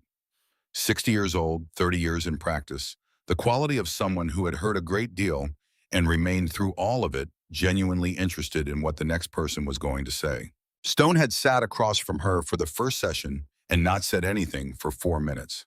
She'd waited, which told him something about her. Then he started talking. He talked about Fallujah, about the three men, about the titanium rod in the 19 years of carrying the weight of surviving something others didn't. He talked about the dreams, about the way his hands still tensed on the handlebars on blind curves even in Montana, about the way he'd organized his life into a shape that had no room for anything that could be lost, and about a 6-year-old girl in a faded orange shirt who had reorganized it without asking. Dr. Whitmore listened. At the end of the first session, she said, "You've been treating your own survival as a problem to be managed rather than a fact to be lived with. That's common. It's also very tiring." Stone sat with that. "Yeah," he said. "We're going to work on the distinctions," she said. "It takes time, but you've got time." He thought about that on the drive home. He was still thinking about it in the second session, in the third, and in the quiet ways that things you were working on lived in you while you were doing something else, appearing in the middle of welding a seam at the rail yard, in the moment between lying down and sleep coming, when the thoughts arranged themselves without being invited. There was a room down the hall with yellow curtains now, and a person who would wake up in it and come to the kitchen in the morning, and he wanted to be as accurate a version of himself as he could manage when she did. Darnell's character reference was 4 pages long and included midway through the third page the line, "There is no person I would more willingly trust with my daughter's life, and I mean that in the literal sense, which I don't say lightly, as a man who has a daughter." Stone read it 3 times and put it down. Knox's reference was 1 paragraph. He had told Stone it would be shorter than Darnell's and would say more. He was right. 200 words in Knox's handwriting, everyone chosen that said what they needed to say without ornamentation. Gunnar Pierce sent a letter unsolicited on Iron Ridge Riders, Billings chapter letterhead signed by 31 members. Stone read it in his truck in the parking lot of the Family Services building and sat there for 4 full minutes before he trusted himself to drive. The letter from Montana State Prison in Deer Lodge arrived in the 4th week of the home study. It came in an envelope with the prison's return address printed in plain black type. Stone almost didn't open it, unfamiliar handwriting, no name he recognized on the outside. Then he turned it over and read the sender's name, James Holloway. He opened it at his kitchen table. 1 page, handwritten in careful block print, the writing of a man who had thought about every word before committing it to paper. It said, "My daughter's caseworker told me about you. She said you stood in the cold for hours trying to get Rosie safe. I want you to know something. Rosie has never waved at anyone the way she waved at me. Every visit, every time I had to leave, she waved until I was out of sight. I didn't know she'd found someone else to do that for until Karen told me. I think you need to know what that means coming from her. If you're going to raise my daughter, I only have one request. Don't tell her that her father is a bad man. Tell her that her father loved her and made a mistake. Both of those things are true. I don't know if you're the right person for her, but I know she picked you, and Rosie doesn't pick wrong." Stone read the letter 3 times. He folded it along its original creases. He opened the kitchen drawer where he kept the Ziploc bag and placed the letter beside it. He sat at the table for a while in the quiet of the house. Outside, the January wind moved through the pine tree at the back corner of the yard. He thought about a man in a prison 200 miles away who had taught his daughter that proof mattered more than words, and who had written 1 page of his own proof and sent it across Montana winter to a man he'd never met asking for one thing in return. He got up and stood in the doorway of the second bedroom. The yellow curtains, the small bed, the dresser with nothing on it yet. He stood there for a minute in the quiet, then he turned off the light and went to bed, and for the first time in a long time, he slept before the dark left him. Judith Harmon called on a Thursday evening in the 5th week. Stone was standing at the kitchen window when his phone rang. He answered. "The board approved the placement," Judith said, "pending Rosie's final interview on the 28th. If she confirms January 31st as move-in." A pause. "She hasn't been told your name. She knows there's a potential permanent placement under review. Would you like to be present for her interview, not in the room, but in the building?" "Yes," Stone said. He arrived at 9:15 on the morning of the 28th, sat in the waiting room. The coffee from the machine was worse than Patton's, a magazine he didn't read. In the corner of the room there was a small fish tank. He looked at it for a while, counting. 3 fish. At 10:07 the door opened. Rosie came through it with Judith Harmon and Karen Slater. Blue sweater, jeans, shoes that fit both the same pair tied. Her hair in 2 braids that weren't quite even the left one, slightly looser than the right, which meant she'd done them herself, or mostly herself. She was looking at the floor the way she always approached new spaces, reading the room before she raised her eyes. Then she raised her eyes. She saw him. She stopped walking. The two women on either side of her stepped slightly apart, giving the moment room without making it a production. The waiting room was very quiet. The fish tank hummed. The fluorescent lights did what they always did. Rosie looked at him. Several things moved across her face in rapid sequence. Recognition, and then disbelief, and then something careful and very still that she held like something she was afraid to disturb. She took one step toward him, then another. Then she walked across the waiting room and stood in front of him and looked up at him, the way she'd been looking up at things her whole life, with the full, serious, unhurried attention of a child who had learned that the only reliable method was to look long and carefully before deciding. Then she reached out and took his hand, both of her small hands around one of his. His hands were scarred at the knuckles and calloused from 20 years of work and did not look gentle by any measure. She held them anyway. "Are you keeping the room?" she said. Stone's throat closed. He worked around it. "Yeah," he said. "Well, it's yours if you want it." She considered this with the gravity she brought to all important questions. "Are there curtains?" "Yeah." "What color?" "Yellow, with little white flowers." She thought about this, a moment of genuine deliberation. "Yellow is okay," she said. "Good." She kept holding his hand. She looked over at the fish tank in the corner. "How many fish are there?" Stone looked. "3," he said. She looked at him. "I see 4." He looked more carefully. There in the back right corner, half behind a plastic plant, a 4th fish moving slowly in the space he'd missed. "You're right," he said. 4. She nodded with the satisfaction of someone who had confirmed that the world was paying appropriate attention to details. January 31st came with 6 inches of new snow and a sky the pale, even white of a day that hadn't decided yet what it was going to do. Stone and Darnell drove to Sunrise Group home in Darnell's truck because Darnell had stated firmly and without room for debate that he was coming, and Stone hadn't argued because he didn't want to, and because Darnell was right that this was not a moment to do alone. They drove most of the way in the comfortable silence of men who'd been through something together and didn't need to narrate it. The highway was plowed. The pine trees along the ridge held their white weight. Judith met them at the door with a single document. Stone signed it on the hood of the truck, the pen cold in his grip, his handwriting more careful than usual. Rosie came out at 10:30. She had a backpack and a paper grocery bag with the top folded down neatly. Everything she owned fit in those 2 containers. Stone reached for the grocery bag without being asked. She let him take it without comment, which was its own kind of thing. They walked to the truck. Darnell opened the rear door. Rosie climbed in and looked at the back seat with the careful attention she brought to new terrain. "There's a seat belt," Darnell offered. Rosie looked at him. "I know how seat belts work," she said. Darnell looked at Stone over the roof of the truck. Stone looked back at him. Darnell's face did something complicated that he managed to keep from becoming anything either of them would have to acknowledge. Stone got in and started the truck. They drove north through the January snow.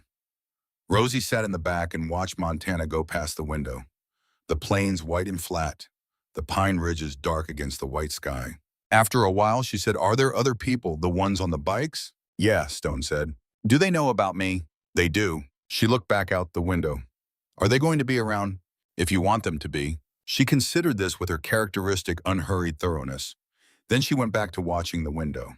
After another mile, when the snow moved sideways across the highway, in the wind fine and dry, the kind that migrated rather than accumulated, she said, "Okay." Just that, the verdict of someone who had decided to try. Stone drove and said nothing. In the rearview mirror, he could see her watching the white landscape go past. He could see the way she leaned close to the window, sometimes breath fogging the glass, the way children investigated things that interested them. The morning after Rosie moved in, Stone woke at 5:30 the way he always woke, not gradually, not from a dream, but all at once. He lay in the dark for a moment listening to the house. The furnace, the wind outside, the pine tree at the corner moving in the dark. And then a sound he hadn't heard in this house before. A drawer opening and closing, very quietly. He went down the hall. The door to Rosie's room was slightly ajar the way he'd left it, but the light was on inside. He knocked. "Come in," she said. Her voice was awake and stern, which meant she hadn't been sleeping either. He opened the door. She was sitting cross-legged on the bed with the Ziploc bag open on her lap, the one she'd given him outside Shepherd House, which he'd placed in the kitchen drawer. She'd found it sometime in the night and brought it here. She was looking at the napkins, not reading them, she already knew what they said, but looking at them the way you looked at something you'd made under difficult circumstances, assessing it from a distance, now that the circumstances had changed. Stone leaned against the doorframe. Couldn't sleep, he said. I woke up, she said. I do that sometimes. She looked at him. Do you? Yeah, he said. I do that sometimes too. She looked back at the napkins. I kept these for a long time, she said. I know. In the group home, there was a girl who went through other people's things. I had to find a new hiding place every few days. She said this without particular emotion, the logistics of a previous life stated as facts she'd adapted to. I kept them in my shoe for a while, but they got wet. You dried them out. On the radiator. She looked at one napkin.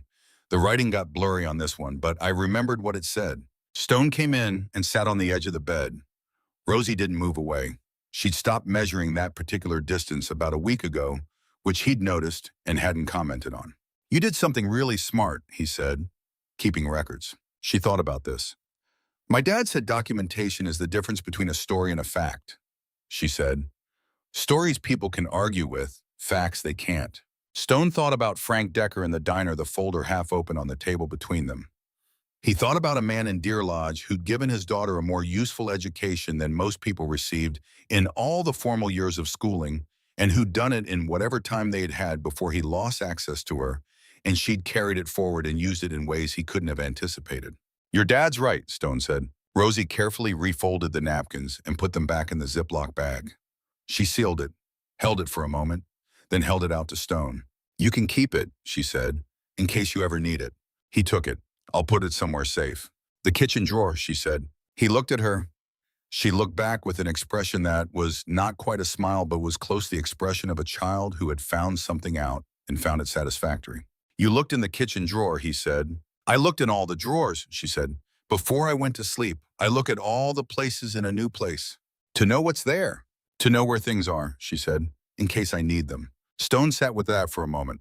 The specific kind of grief that wasn't for Rosie or for himself, but for the general fact of a world that had made a 6-year-old methodical about exits and contents in places where things were kept in case she needed them. The kind of grief you didn't express, because expressing it would put weight on the person who'd been carrying the cause of it. You can put things in the drawers too, he said. In this house, the drawers are for both of us. She considered this as a specific and significant offer. Okay, she said. Go back to sleep, he said. I'll make breakfast when you wake up. What kind do you want? She thought with the seriousness she brought to decisions. Eggs, she said, the kind with the runny part. Over easy. Is that what it's called? Yeah. Okay. She lay back and pulled the covers up. Over easy. Stone turned off the lamp, stood in the doorway. Night, he said. It's morning, she said. Morning, he said. He heard her almost not smile in the dark. He went back to the kitchen and sat at the table with the Ziploc bag in front of him and the first gray light of January beginning at the window's edge. He thought about James Holloway in Deer Lodge waking up this morning the same way he woke up every morning behind the same walls. He thought about the letter in the drawer and the part that said, I know she picked you and Rosie doesn't pick wrong. He put the letter in the Ziploc bag in the kitchen drawer side by side. Then he got up and started the coffee and waited for the day to begin. 2 weeks after Rosie moved in on a Saturday morning, the Iron Ridge Riders came through the east side of Harlow Creek at 8:17 on a new route Stone had mapped the week before. The new route was longer 12 minutes of additional riding through residential streets before the highway, and no one in the chapter had said anything about the extra time, which was the only comment on the matter that was necessary. 23 bikes. They rolled past the house at 8:17. Rosie was on the porch, blue coat, shoes tied. Her breath came out in small, even clouds in the cold air. She stood at the top of the porch steps and looked at the approaching convoy with her characteristic, careful attention, reading it before committing to a response. Then she raised both hands. 23 riders waved back. She laughed. A short sound surprised out of her before she could decide whether to release it genuine and unprepared and bright in the cold morning air. She laughed and kept waving, both hands moving her red-brown hair, catching the wind off the ridges. Stone, riding third in the formation, heard it from the street. He looked over his shoulder. She was still there, still waving, still laughing. He faced forward. The highway opened up ahead straight and long, and white-shouldered, the kind of road that went somewhere and kept going. He rode. That spring, Rosie started first grade at Harlow Creek Elementary. Her teacher, Mrs. Alcott, called Stone on a Tuesday afternoon in March. He stepped outside the rail yard to take it. Mrs. Alcott said Rosie was reading slightly above grade level and had made two friends and still paused at doorways before entering rooms, but that she'd stopped worrying about that particular habit because she'd realized it wasn't anxiety, it was thoroughness. Rosie was a child who assessed situations before committing to them, which was, Mrs. Alcott said, a quality that would serve her well. Then she said she told the class her dad rides a motorcycle. Stone stood outside the railway yard in the spring air, which had finally come off the southern plains carrying something warmer than Montana had offered since October. He held the phone and didn't say anything for a moment. The warmth moved through him, the kind of warmth that arrived after a long winter and surprised you with how much you'd forgotten it felt like. "Mr. Gallagher." "Yeah," he said, "I'm here." A pause. "Thank you for calling." He stood outside for another few minutes after the call ended, looking at the rail lines, at the freight wagons lined up in the yard, at the pine trees at the edge of the property, still holding a little of the winter in their upper branches, even as the ground below showed the first green. That evening after dinner, macaroni and cheese that Rosie evaluated and told him needed more salt, which was correct and which he agreed with. Stone stood at the kitchen window and looked at the yard. The snow was gone. The ground was still brown in most places, but at the base of the fence where the yard got the most afternoon sun, something was coming up. Small and green and deliberate, pushing through the cold ground with the determination of living things that had been waiting and had finally decided the conditions were adequate. He hadn't planted anything. He didn't know what it was, but it was there, on the refrigerator behind him, held up by a magnet shaped like a moose that Darnell's daughter Cora had given Rosie on the day they met. Was a drawing Rosie had made 4 days after she moved in. She'd asked for crayons and sat at the kitchen table for 45 minutes with her full, focused attention.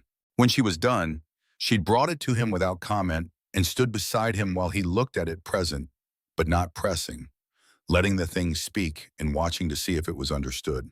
He'd looked at the drawing for a long time. A house, this house, the 2-bedroom with the pine tree in the yard, a truck in front, 2 stick figures in the yard, one tall and one small, the taller one with a beard indicated by short crayon lines, and beside them in a careful row along the bottom of the page, 14 small oval shapes, each one slightly different from the last, each one drawn with the intentionality of a child representing something important. He'd asked her what the ovals were. She'd looked at him like the answer was self-evident. "The motorcycles," she'd said. "The first ones, the ones from the beginning. 14 bikes. The original convoy. The ones that had come through at 6:47 every morning for 3 months and waved at a girl standing on a cracked sidewalk in a faded orange shirt with both arms raised, waving back with everything she had." Stone looked at the drawing on the refrigerator. From somewhere east of town, carried on the warmer air, he heard engines. Several of them, far off the low collective register of Harleys on open road, unhurried, moving through the spring evening. The sound of men who had somewhere to be and were taking the long way to get there, because the long way was the point, because the road itself was the thing. He listened until the sound faded into the kind of quiet that was different from the absence of sound, the quiet of an evening that had been full of something and now held the memory of it, which was its own kind of presence. The green things at the base of the fence moved slightly in the evening air. Stone looked at them for a moment longer. Then he finished his coffee, rinsed the mug, set it on the drying rack, and went to check if Rosie needed anything before bed. The light was on under her door. He knocked. "Come in," she said. She was sitting up in bed with a book, an early reader from school, a story about a dog and a girl, and a series of small problems that resolved themselves by the last page. She was at the last page, which she finished while he stood in the doorway, her lips moving slightly, the way they did when she was reading, carefully. She closed the book and looked at him. "The dog found his way home," she said, "even though he was lost for a long time." "Yeah," Stone said. She looked at him with her steady eyes. She'd stopped needing to measure him as often as she used to. The measurements had been taken enough times that the results were consistent, and she'd started to rely on the consistency the way you relied on a fixed point. It was happening slowly, the way trust happened, when it was real rather than performed. "Okay," she said. She lay back and pulled the covers up. He turned off the lamp, stood for a moment in the doorway with the light from the hall behind him, and the yellow curtains holding the last of the evening, and the small shape of her settled in the bed that was hers now, in the room that was hers now, in the house that was theirs. "Night," she said. "Night," he said. He pulled the door to not all the way because she'd asked him not to close it all the way, and went back down the hall to the kitchen and stood at the window for a while looking at the yard and the green things at the fence and the pine tree at the corner, holding perfectly still in the windless evening. He stood there until he was ready to stop. Then he turned off the kitchen light and went to bed. The Iron Ridge Riders came through at 6:47 on a Thursday morning. In September, the light already changing from the flat white of summer to something thinner and more golden, the particular light of early fall in Montana that made everything look like a photograph of itself. Rosie was on the porch. She was always on the porch now, for the morning pass, rain or shine.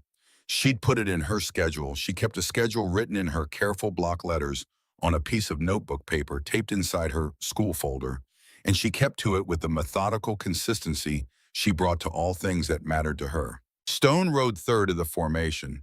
He could see her from half a block out, the small figure on the porch steps, the red-brown hair loose in the morning. He could see the moment she saw them, the way she came to attention, both hands coming up. She waved. 23 riders waved back. Stone waved too from his place in the formation and kept riding the convoy, holding its shape and its rhythm through the familiar streets and out onto the highway, where the road opened up and the speed came up with it, and the morning spread out ahead of them, gold and cold and long. He thought about her on the porch getting smaller in his mirror as the distance grew. He thought about the first morning he'd seen her there 3 months before she disappeared, 3 months before any of it, the arms, the frantic waving, the desperate, unfiltered hope of a child who had decided that if she waved hard enough and long enough, something might stop. Something had stopped. Not right away, not the first morning or the 50th, but eventually, because she kept waving. He rode east toward the rail yard in the morning's work, and the sound of the convoy filled the air around him, familiar and steady, and the gold September light came down through the pine trees along the ridge and laid itself across the road. And somewhere behind him, on a porch on a street in Harlow Creek, a girl with red-brown hair lowered her hands and watched the last of the bikes disappear around the corner and then went inside to get ready for school. He'd see her at dinner. That was the whole of it. And it was enough. It was more than he'd known how to want for a long time.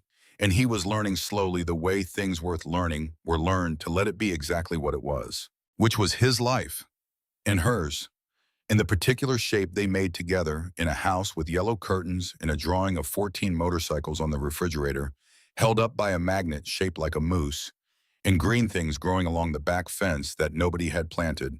But that grew anyway, because that was what living things did when they finally had the space to do it. He kept riding. The road kept going. It was a good morning to be on it. The home study inspection had come in the 3rd week of the 6 weeks.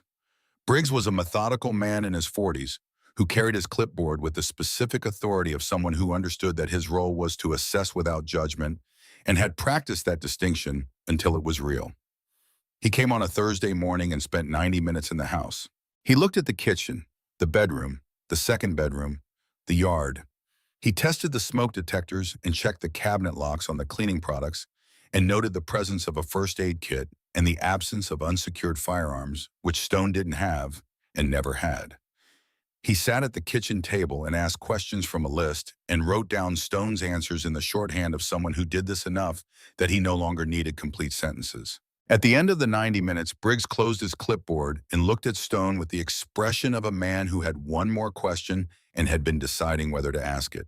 "The second bedroom," what he said. "You put it together recently, 6 weeks ago, before you knew if the placement would go through." Stone looked at him. "Before I knew." Briggs wrote something down. His face was professionally neutral, which was different from actually neutral, and Stone had been around enough people in his life to know the difference. Whatever Briggs wrote down was not a concern. It was something else. "Is there anything you want to tell me that isn't on the form?" Briggs said. The question that came at the end of every home study inspection, the open door that most applicants didn't walk through because they'd been coached not to offer information that wasn't specifically requested. Stone thought about it for a moment. Then he said, "The kid who's going to be living here has been in 4 placements in 3 years, and 3 of those were manipulated by a coordinator who was using her as a revenue source. She's learned to assess situations before she commits to them. She looks in all the drawers when she moves into a new place. She keeps records of things that worry her. She wakes up at 5 in the morning sometimes, and she's already fully awake when she does. He paused. I do too. We haven't talked about that yet, but we probably will. Briggs looked at him for a long moment. Then he wrote something down. Thank you, he said. He closed his clipboard. After Briggs left, Stone stood at the kitchen window and looked at the yard. At the pine tree and the dead grass and the fence along the back where the green things would come up in spring. He thought about Rosie in her room at the group home in Billings, in a cot in a space she hadn't chosen with her Ziploc bag of evidence held against her chest. He thought about all the things that had happened between that moment and this one, and how fragile the line between them had been, and how many things could have gone differently. He went to the second bedroom and straightened the yellow curtains where they'd shifted slightly when Briggs opened the window to check the latch. He stood there for a moment looking at the room, the bed frame, the dresser, the curtains Darnell's wife had chosen in 4 seconds flat. The room that had been a calculation before it was a fact, a decision before it was a place, a promise before it was a room with a child in it. He turned off the light and went back to work. Darnell brought his daughter Cora to meet Rosie on a Saturday in the third week of February. Cora was 4 years old, and she arrived at Stone's house with the uninhibited energy of a 4-year-old who had been told there was another kid to meet and had decided to approach this as the best possible news. Rosie received Cora's arrival with her characteristic careful assessment, watching from the kitchen doorway while Cora came through the front door and announced herself to the room in the way of 4-year-olds who had not yet learned to modulate their volume for the size of the space. Then Cora saw Rosie. "Are you Rosie?" she said. "Yeah," Rosie said. "My dad says your dad has a cool motorcycle," Cora said. Rosie looked at Stone. Stone looked at Darnell. Darnell looked at the ceiling. "He has a lot of motorcycles," Rosie said to Cora. 14 usually, sometimes more. Cora's eyes went very wide. 14? At the beginning, there were 14, Rosie said. Now there are more, but I drew 14 because that's how many there were when I was watching. Cora processed this for a moment. "Can I see the drawing?" "It's on the refrigerator," Rosie said. Cora went to the refrigerator. Rosie followed. Darnell looked at Stone. Stone looked at Darnell. Neither said anything because nothing needed to be said. From the kitchen, Cora's voice examining the drawing. "That one's the biggest one." "That's Stone's motorcycle," Rosie said. "He rides at the front. Is that you, the small one?" "That's both of us," Rosie said. "Me and him, the 2 stick people." "Oh," Cora said. A pause. "That's nice." "Yeah," Rosie said. Darnell made coffee. Stone made sandwiches. Cora and Rosie sat at the kitchen table, and Cora taught Rosie a hand-clapping game that involved a specific pattern Stone couldn't follow, and that Rosie learned in about 4 minutes and then immediately became better at than Cora, which Cora responded to with the complete equanimity of a 4-year-old who had not yet developed a competitive streak about games she'd invented herself. In the afternoon, they went to the yard. Cora wanted to see the pine tree. Rosie showed her the green things coming up at the base of the fence, which she had been monitoring since they first appeared, and had decided after researching a library book about Montana plants were likely wild prairie clover. "They're pretty small," Cora said. "They just started," Rosie said. "They'll get bigger." "How do you know?" "Because they're growing," Rosie said with the patience of someone explaining an obvious thing. "Growing things get bigger. That's what growing means." Cora considered this a logic and found it sound. When Darnell left with Cora in the late afternoon, Cora stopped at the door and looked at Rosie. "Can I come back?" she said. Rosie looked at Stone. Stone looked at Rosie. "Yeah," Rosie said, "you can come back." Cora left with the confidence of a 4-year-old who had secured what she came for. After they were gone, Rosie sat at the kitchen table while Stone made dinner. She was quiet in the way she was quiet when she was processing something not withdrawn, just interior. At dinner, she said, "Cora's dad was there right at the beginning." Darnell, Stone said, "Yeah, he was riding sweep. He was the one who waved at you first." Rosie looked at her plate. "I remember. He did the salute thing." She demonstrated a loose, casual wave from the right hand. "I thought that was funny, because it was so easy. Like it wasn't a big deal."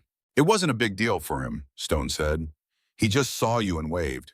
But it was a big deal for me," she said. "I know," Stone said. She was quiet for a moment. "I think I started waving harder after that," she said, "because I thought if I waved harder, maybe someone would stop." "Someone stopped," Stone said. She looked at him. "Not right away," she said, "not as an accusation, as a fact about how things had gone offered without bitterness, because she was at her core a person who dealt in facts." "No," he said, "not right away." She nodded and went back to her dinner. The kitchen was warm. Outside, the February cold pressed against the windows, the way Montana in February pressed against everything persistently without apology, but with the quality of a cold that had a spring on the other side of it, even if the other side was still weeks away.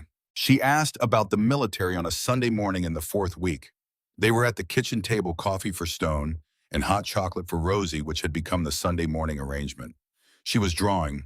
He was reading the paper, which he'd started getting delivered again, because Rosie had asked why there wasn't one, and he hadn't had a good answer. She looked up from her drawing. "Were you scared?" she said. He looked at her over the paper. "When, in the war, when you got hurt." He put the paper down, thought about the accurate answer, which was the only kind he decided to give her. "Yeah," he said, "before and after, not during. During it happened too fast to be scared." She considered this. "Is that how it works?" "Sometimes, when things happen fast." "What were you scared of before?" He thought about it. "That I wouldn't do the right thing," he said, "when it counted." "Did you?" He looked at the table, at the coffee cup, at the paper folded to the side.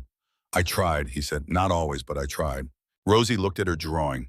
She'd been working on something with yellow and green crayons, and he could see now that it was the yard, the pine tree, the fence, the small flowers coming up at the base. She'd captured the pine tree with some accuracy, the triangular shape, and the dark spiky branches. The flowers were larger than they were in reality, but they were the right color and in the right place. "I was scared in the van," she said, "the first time.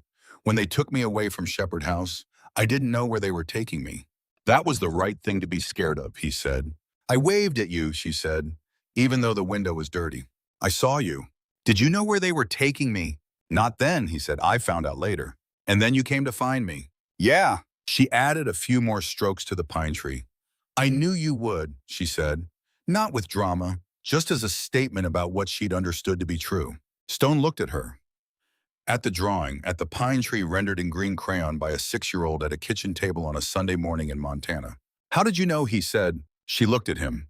The considering look that preceded the things she said that were most worth saying. "Because you waved," she said. "Every morning, even when you didn't have to, even when you were going somewhere else." She went back to the drawing. "People who wave at you when they don't have to, they're telling you something." Stone held his coffee cup. The kitchen was warm. The Sunday morning was quiet around them, in the way Sunday mornings were quiet in this house. Now a different kind of quiet than it had been before, full, rather than empty, occupied, rather than waiting. "What are they telling you?" he said. Rosie thought about it. She drew a careful line the base of the fence. "That they see you," she said. "That you're real to them. That you're not invisible." Stone looked at the kitchen window, at the yard beyond it, the ground and the pine tree, and the place along the fence where the green things were growing small and determined in the cold ground. He thought about a girl standing on a cracked sidewalk in a faded orange shirt with both arms raised, waving at 14 motorcycles every morning for 3 months, and what she had been saying with all of that waving. He understood it now in a way he hadn't fully understood then, not until she'd told him clearly and simply, in a kitchen on a Sunday morning over hot chocolate and a drawing of a pine tree, that she was real, that she existed, that someone needed to know it. "Yeah," he said, "that's right." She finished the base of the fence, looked at the drawing from a slight distance, assessing it. "I'm going to put this one on the refrigerator too," she said. "Good," he said. She got up and went to get the tape. In March, Rosie planted sunflowers along the back fence. She'd researched it at the school library. With the specific thoroughness she brought to things she'd decided to do correctly, she had a paper with notes on proper depth for the seeds, proper spacing, and the number of hours of sun the spot along the fence received each day, which she'd timed with Stone's watch. She planted them in a line, 6 seeds each pressed into the ground at the depth.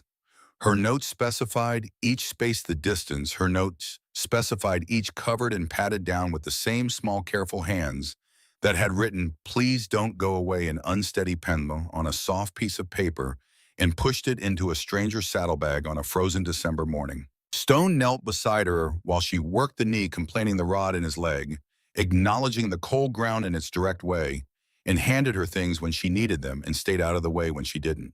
When she was done, she sat back on her heels and looked at the 6 small spots of turned earth. "Now we wait," she said. "Now we wait," Stone said. She looked at the spots for a moment. Then she looked at him. "Do you think they'll come up?" He looked at the ground. at the 6 careful spots, at the determination they represented. "I think they've got a pretty good chance," he said. She nodded, satisfied. The way she was satisfied when the arithmetic was right. They went inside and washed their hands, and Stone made lunch, and Rosie told him about a book she'd started at school, a chapter book about a girl who solved problems with a particular kind of methodical attention that Rosie found deeply relatable. Stone listened and ate his sandwich and thought about how this had become, without his fully noticing the transition, the texture of his days. Not easy. There were nights when Rosie woke and couldn't say from what, and Stone sat on the edge of her bed and didn't say anything and didn't leave, and eventually she went back to sleep. There were moments when she retreated into herself in a way that was sudden and total and required him to simply wait, visible and present and patient, until she came back out. There were questions he didn't know how to answer and answered anyway as honestly as he could. There were moments when the weight of what she'd been through was visible in her, in a way that nothing he could do would immediately address, and those moments asked something of him that wasn't skill or knowledge, but simply the willingness to stay. He stayed. That was the thing he could do that mattered most, and he understood this more clearly as the weeks went on, that what she needed above all other things was the daily, unremarkable, undramatic confirmation that he was still there, that the situation hadn't changed, that the drawer in the kitchen still had the Ziploc bag and the letter from her father in it, and his wallet, and his keys, and the things that accumulated in a drawer that belonged to someone who lived somewhere and intended to keep living there. She checked the drawer sometimes. He noticed. He didn't comment. He refilled whatever had been used and didn't rearrange what was there. The sunflowers came up in the second week of April. Rosie found them in the morning, still in her pajamas, earlier than usual. She came to the kitchen and looked out the back window and made a sound that was not quite a word, but that Stone understood without translation, and he came to the window and looked. 6 small green shoots, thin and tentative but unambiguous, each one exactly where she'd planted it, each one exactly as described in the library book. She turned and looked at Stone. Her face had the expression of someone who had done a thing correctly and was experiencing the confirmation of it. "They came up," she said. "They came up," he said. She looked at them for another moment. Then she went to get ready for school. Stone stood at the kitchen window after she left, at the 6 small shoots along the fence, at the prairie clover that had spread a little further since March, at the pine tree at the corner of the yard fully in leaf, now in the spring warmth, the branches moving slightly in the morning wind. He thought about the morning in December when Rosie had pushed a piece of paper into his saddlebag at a red light, and he'd found it that night and sat at his kitchen table with a cup of cold coffee and 7 words in unsteady pencil, and the weight of a man who knows something has started and cannot see where it ends. He thought about where it had ended, which was here, which was this kitchen, this window, this yard with its sunflower shoots and its prairie clover and its pine tree. This house with its yellow curtains in the second bedroom and its fish-shaped magnet on the refrigerator, holding up a drawing of 14 motorcycles and 2 stick figures in a yard. This morning, this window, this man standing in the kitchen where someone else had made hot chocolate and gone to school. He thought about what a promise meant. The one he'd made on a cold sidewalk at 3 in the morning to a 6-year-old who had asked him to account for himself. The weight of saying yeah and meaning it, and then doing over the weeks and months that followed the things that meant it was true. He thought about James Holloway in Deer Lodge, about the letter in the drawer, about the part that said, "I know she picked you and Rosie doesn't pick wrong." He stood at the kitchen window for another minute, looking at the yard and the green things growing in it, small and determined and exactly where they were supposed to be.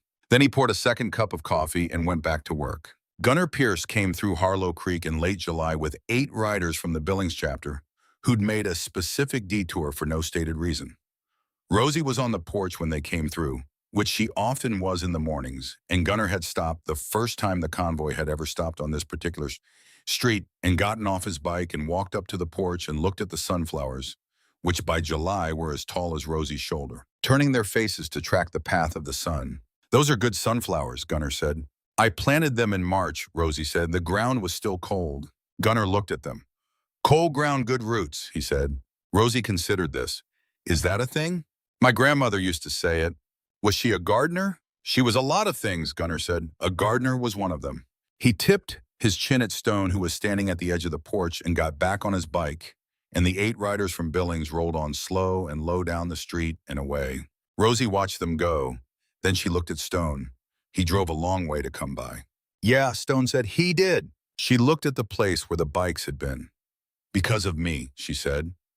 Not with vanity, with her need to understand the accurate shape of things. Stone thought about the right answer. Because of all of it, he said. Because of what it meant. To all of us. She stood for a moment looking at the empty street. Then she went back inside and Stone stood on the porch in the summer morning and listened to the distant sound of 8 engines diminishing to the south and thought about all of it, what it meant and what it had cost and what it had produced. Which was standing in the kitchen right now, probably getting a glass of water and thinking about cold ground and good roots. That was enough. It was more than enough. It was, when he examined it directly, the best thing he had ever had anything to do with. He'd been part of building it from the ground up in cold ground in the middle of winter, the way things with good roots sometimes started. He went inside. The kitchen was warm. Rosie was at the table with a glass of water and a book. She didn't look up when he came in because she didn't need to.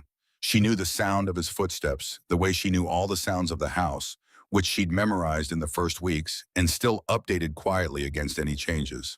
He poured a glass of water and sat across from her. She read. He drank his water. The summer morning moved past the kitchen windows, bright and warm and long. The kind of morning that lasted and let you be in it. After a while, she looked up. What are you thinking about? She said. He considered the question. Cold ground good roots, he said. She looked at him. The corner of her mouth moved. Not quite a smile. Close enough. Yeah, she said. She went back to her book. Stone drank his waters and looked at the yard through the window and didn't think about anything in particular, which was its own kind of thing when he was slowly in the way that things worth learning were learned, beginning to trust. The September morning.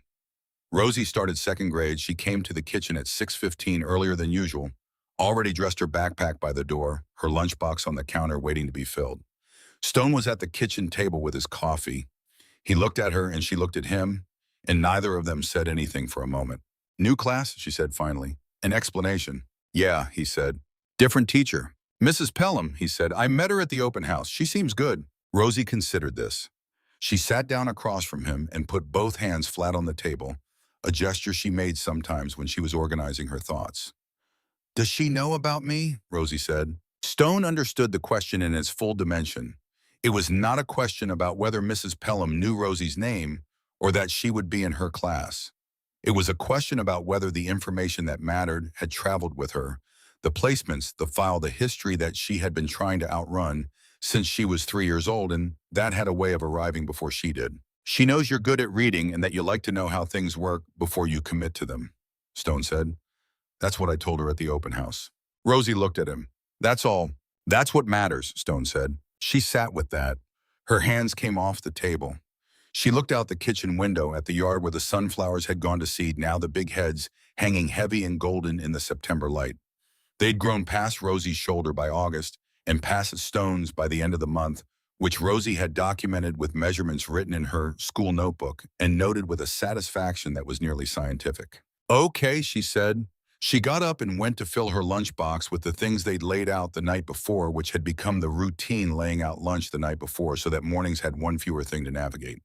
She moved around the kitchen with the ease of someone who had learned where things were and trusted that they'd still be there. Stone watched her. The specific ease of it, the way she reached for the refrigerator without checking, first the way she knew without looking which drawer had the plastic bags, the way she moved through the kitchen like someone who lived here because she did. He thought about the first morning he'd found her at the kitchen table at 5 a.m. with the Ziploc bag, and about how she'd tested the drawers before she went to sleep, and about what that had meant. He thought about how much distance there was between that morning and this one, and how the distance had been crossed not in a single moment, but in the accumulation of small ones over easy eggs, in Sunday morning hot chocolate, and hand-clapping games and sunflowers planted in cold March ground. She zipped her lunchbox and shouldered her backpack and looked at him. Ready? She said. Ready, he said. He drove her to school the way he drove her every morning past the rail yard and down the main street and up the hill where Harlow Creek Elementary sat with its flagpole and its gravel playground and its line of yellow buses. He pulled up at the curb and she got out and she looked back at him through the window the way she sometimes looked at him, with the steady measuring eyes that had gotten something new in them over the past year. something that was the absence of constant vigilance, a kind of settled quality he'd started to notice and had been careful not to remark on because he understood that the things you remarked on had a way of becoming self-conscious. "I'll be here at 3, he said. "I know," she said. She walked toward the entrance with her backpack, and she didn't look back, which was different from how it had been in the spring when she'd looked back twice. He sat at the curb for a moment after she went inside. Just sat, watching the entrance. Then he drove to work. That afternoon when he picked her up, she got in the truck and put her backpack on the floor and said, "Mrs. Pelham is good. She has a fish tank." "How many fish?" Stone said. Rosie looked at him with the expression she'd used since the day in the waiting room at the family services office, the expression of someone who appreciated that he understood which questions were the right ones. "7, she said, "but one of them is hiding behind the castle thing at the bottom, so it looks like 6. "But it's 7, Stone said. "It's 7, she confirmed. He pulled out into traffic. The September afternoon was warm and gold, the way September afternoons in Montana could surprise you with warmth right when you'd started expecting the cold. They drove back toward home through the familiar streets. "Mrs. Pelham has us write in journals," Rosie said. "Every morning, whatever we want. What did you write today?" She thought about this for a moment. "About the motorcycles," she said. "About how they came every morning, and I waved, and eventually something happened because of it." Stone kept his eye on the road. "What did you say happened?" Rosie looked out the window. "I said I found where I was supposed to be," she said, "and that it took a long time and wasn't easy, but that it was worth waiting for." A pause. "Mrs. Pelham said that was very mature for someone my age." Stone said nothing for a moment. The road ran ahead of them through the September light. "Is it true," Rosie said, "that it was worth waiting for?" He looked at her. At the earnest, careful, serious face of a 7-year-old who asked questions she actually wanted answered and waited for the actual answer. "Yeah," he said, "it's true." She nodded, looked back out the window. "I thought so," she said. "I just wanted to make sure you thought so too." He drove home through the September afternoon, and the gold light lay across everything, and the pine trees held their dark green against the sky, and the town went past the windows, and ahead of them, the house waited at the end of the familiar street, and it was, Stone thought, a good place to be going. Knox came by on a Saturday in October unannounced, which was how Knox operated.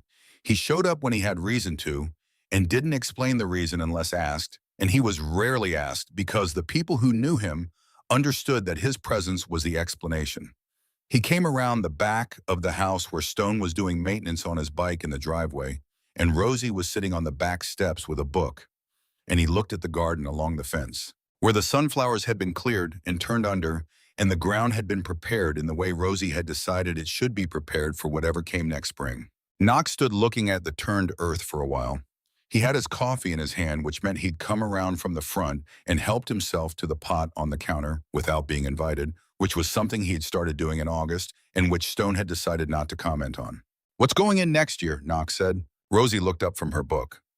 "Sunflowers again," she said, "and sweet peas, and something called bee balm because I read that it brings pollinators." Knox looked at the garden plot. "Good thinking," he said. Rosie went back to her book. Knox came over to where Stone was working and crouched beside the bike and looked at what Stone was doing with the same silence he brought to everything, which was a comfortable silence, the silence of a man who didn't feel the need to fill space. After a while, Knox said very quietly in the register he used for things that were specific and considered, "She's doing all right." "Yeah," Stone said. He kept working. "She is." Knox drank his coffee. The October afternoon was cold now. The real cold that meant winter was done being suggested and had started making statements. The pine tree at the corner had changed slightly. Not losing leaves being a pine tree, but something in the quality of the light falling through it, the way fall changed everything slightly without changing what it was. "Polly from the Billings chapter asked about her," Knox said. "Just asking." "What did you tell him?" "That she planted sunflowers and they came up," Knox said. Stone looked at him. Knox looked back with the expression of a man who had said exactly what he meant to say. "That's enough," Stone said. "Yeah," Knox said. "That's what I thought." He finished his coffee and went back inside to leave the mug on the counter and let himself out the front, and Stone heard the sound of his bike starting on the street and pulling on and went back to his work in the October afternoon, with Rosie on the back steps, reading her book in the turned earth of the garden along the fence, catching the last of the afternoon light. The year turned. December came back to Harlow Creek the way it always came, abruptly, without ceremony, the temperature dropping, and the pine trees going white, and the highway getting its winter quality, that particular flatness of a road in snow. Stone drove Rosie to school in the mornings and picked her up in the afternoons and made dinner and sat at the kitchen table and read the paper while she did her homework. On the weekends, they did the things that needed doing and sometimes the things that didn't. The library on Saturday mornings, where Rosie approached the selection of books with a methodical seriousness that the librarian had come to recognize and appreciate, and Sunday mornings at the kitchen table with coffee and hot chocolate and whatever Rosie was drawing or working on. It was in its accumulation the texture of a life, not a dramatic one, not one that would look like anything from the outside, except two people in a house who had found their way into the same routine and were not looking to change it. One Sunday morning in December, exactly 1 year after the convoy had come through Maple Street, and 31 bikers had stood in the cold and waited, and child services had come, and 7 children had walked out into the afternoon light, Rosie looked up from her drawing and said, "It's been a year." Stone looked at her. "Yeah," he said, "it has." She looked at the kitchen window at the yard where the garden lay dormant under a thin layer of snow. "I didn't know it would be like this," she said. Like what he said, she thought about it. The considering look, the careful assembly of the right words. "Regular," she said finally. "I didn't know it would feel regular." Stone held his coffee cup. The Sunday morning was quiet and warm and familiar in the way that Sunday mornings had become the same coffee, the same light from the window, the same sounds of the house around them. "Is regular good?" he said. Rosie looked at him with her steady eyes. "Regular is the best thing," she said. "Regular means it's yours." Stone looked at the kitchen window, at the yard, at the pine tree at the corner, white-shouldered with the first December snow absolutely still in the windless morning. He thought about a girl standing on a cracked sidewalk in a faded orange shirt with both arms raised, waving at 14 motorcycles every morning for 3 months. He thought about 7 words in unsteady pencil on a soft piece of paper.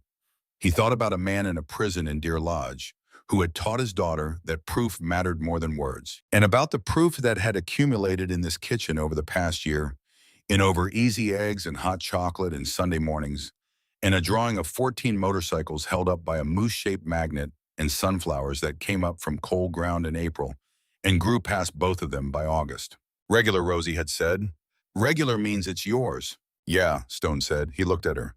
"It does." She went back to her drawing. Outside, from somewhere east of town, the sound of engines, not the convoy, just a couple of riders running the Sunday morning highway for the pleasure of it, the way people did when the road was clear, and the cold was the right kind, and there was nowhere particular to be except out there on it. The sound came and went, moving through the still December air. Stone listened until it faded. Then he refilled his coffee and sat back down and looked across the table at the girl who had waved until something stopped, and who had been right to keep waving, and who was now drawing something at a kitchen table on a Sunday morning in December in a house that was hers. He picked up his paper. The morning continued. In January, on the anniversary of Rosie's first day in the house, she made him a card. She'd done it at school in secret and put it home in her backpack and left it on the kitchen table before he came downstairs. He found it with his coffee, a folded piece of construction paper orange, which he understood was deliberate. On the front, she'd drawn 2 stick figures on motorcycles, which was not technically accurate, since he only rode one motorcycle and she did not ride one at all. But he understood the spirit of it. Inside, in her careful block letters, it said, "To Stone, 1 year, I waved and you stopped.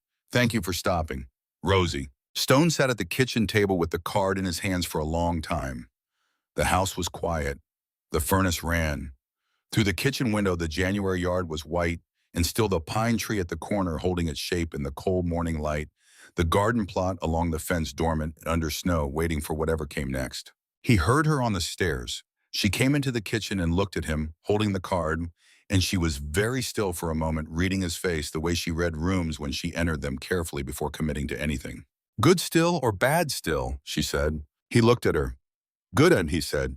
She relaxed in a way that was almost imperceptible unless you knew what you were looking at, which he did. She went to the refrigerator and got out the carton of eggs and set it on the counter. "Over easy," she said. "Over easy," he said. She cracked the first egg into the pan with the specific confidence of someone who had practiced a thing until it was no longer difficult, and the kitchen filled with the sound of it and the smell of it, and the ordinary particular miracle of a Sunday morning in a house where two people knew where things were and trusted that they'd still be there. Stone put the card on the refrigerator beside the drawing of 14 motorcycles held up by the moose-shaped magnet. Then he got up to make the coffee, and the morning began. There was an evening in late January, a Tuesday, when Rosie came home from school with a permission slip for a field trip to the Natural History Museum in Billings. She set it on the kitchen table and sat down and looked at it and didn't say anything. Stone looked at it from across the table. "Billings," he said. "Yeah," she said. He understood what was in that word. Billings was the group home. Billings was the 90 miles of highway they'd run in the dark with 23 bikes and an Accord full of evidence. Billings was the city where Nathan Decker had processed paperwork at a family court desk, and where the machinery had turned for months around a 6-year-old who didn't know it was turning. It was also just a city 90 miles south with a natural history museum that had dinosaur bones and a geology exhibit and a room full of taxidermied Montana wildlife that second graders went to see on field trips. "Do you want to go?" Stone said. Rosie looked at the permission slip. Her hands were flat on the table the way they got when she was organizing her thoughts. "Yes," she said. "Mrs. Pelham says the dinosaur bones are really big." "They are," Stone said. "I've seen them." She looked at him. "You've been there?" "A long time ago," he said, "when I was maybe 12. She considered this the fact of Stone at 12, which was clearly something she'd never thought about before. "Were you different?" she said. "Yeah," he said, "smaller." She almost smiled. "I mean different, like your personality." He thought about it honestly, the way he tried to think about things she asked. "I think I was the same kind of person," he said, "but I didn't know as much yet about what that meant." Rosie nodded slowly, filing this. Then she picked up the permission slip. "Can you sign it?" "Yeah," he said. He got up and found a pen in the kitchen drawer, the one beside the Ziploc bag, and the letter from Deer Lodge, and signed the form and handed it back to her. She looked at his signature. Then she put the permission slip in her backpack for tomorrow. "The dinosaur bones are going to be really big," she said again, with the specific satisfaction of someone confirming a thing they're looking forward to. "They are," he said. She went to wash her hands for dinner, and Stone stood at the kitchen counter and thought about a city 90 miles south and about all the things that word had contained and all the things it would contain going forward, which was dinosaur bones and field trips, and a second grader who assessed situations carefully before committing to them, and who had decided after due consideration that the bones were going to be really big and that this was worth going to see. He started making dinner. The kitchen was warm. The evening was settling around the house in the way it settled, now familiar. Expected the specific weight of an ordinary evening in a place that had become somewhere. Outside, the January cold pressed against the windows, and inside the lights were on, and the stove was on, and somewhere down the hall, Rosie was washing her hands and would be back in a minute. And there was dinner to make, and a morning after this one, and another after that. Each one adding its small weight to the accumulation of days that Stone had come to understand exactly what a life was made of. He kept cooking. The evening continued.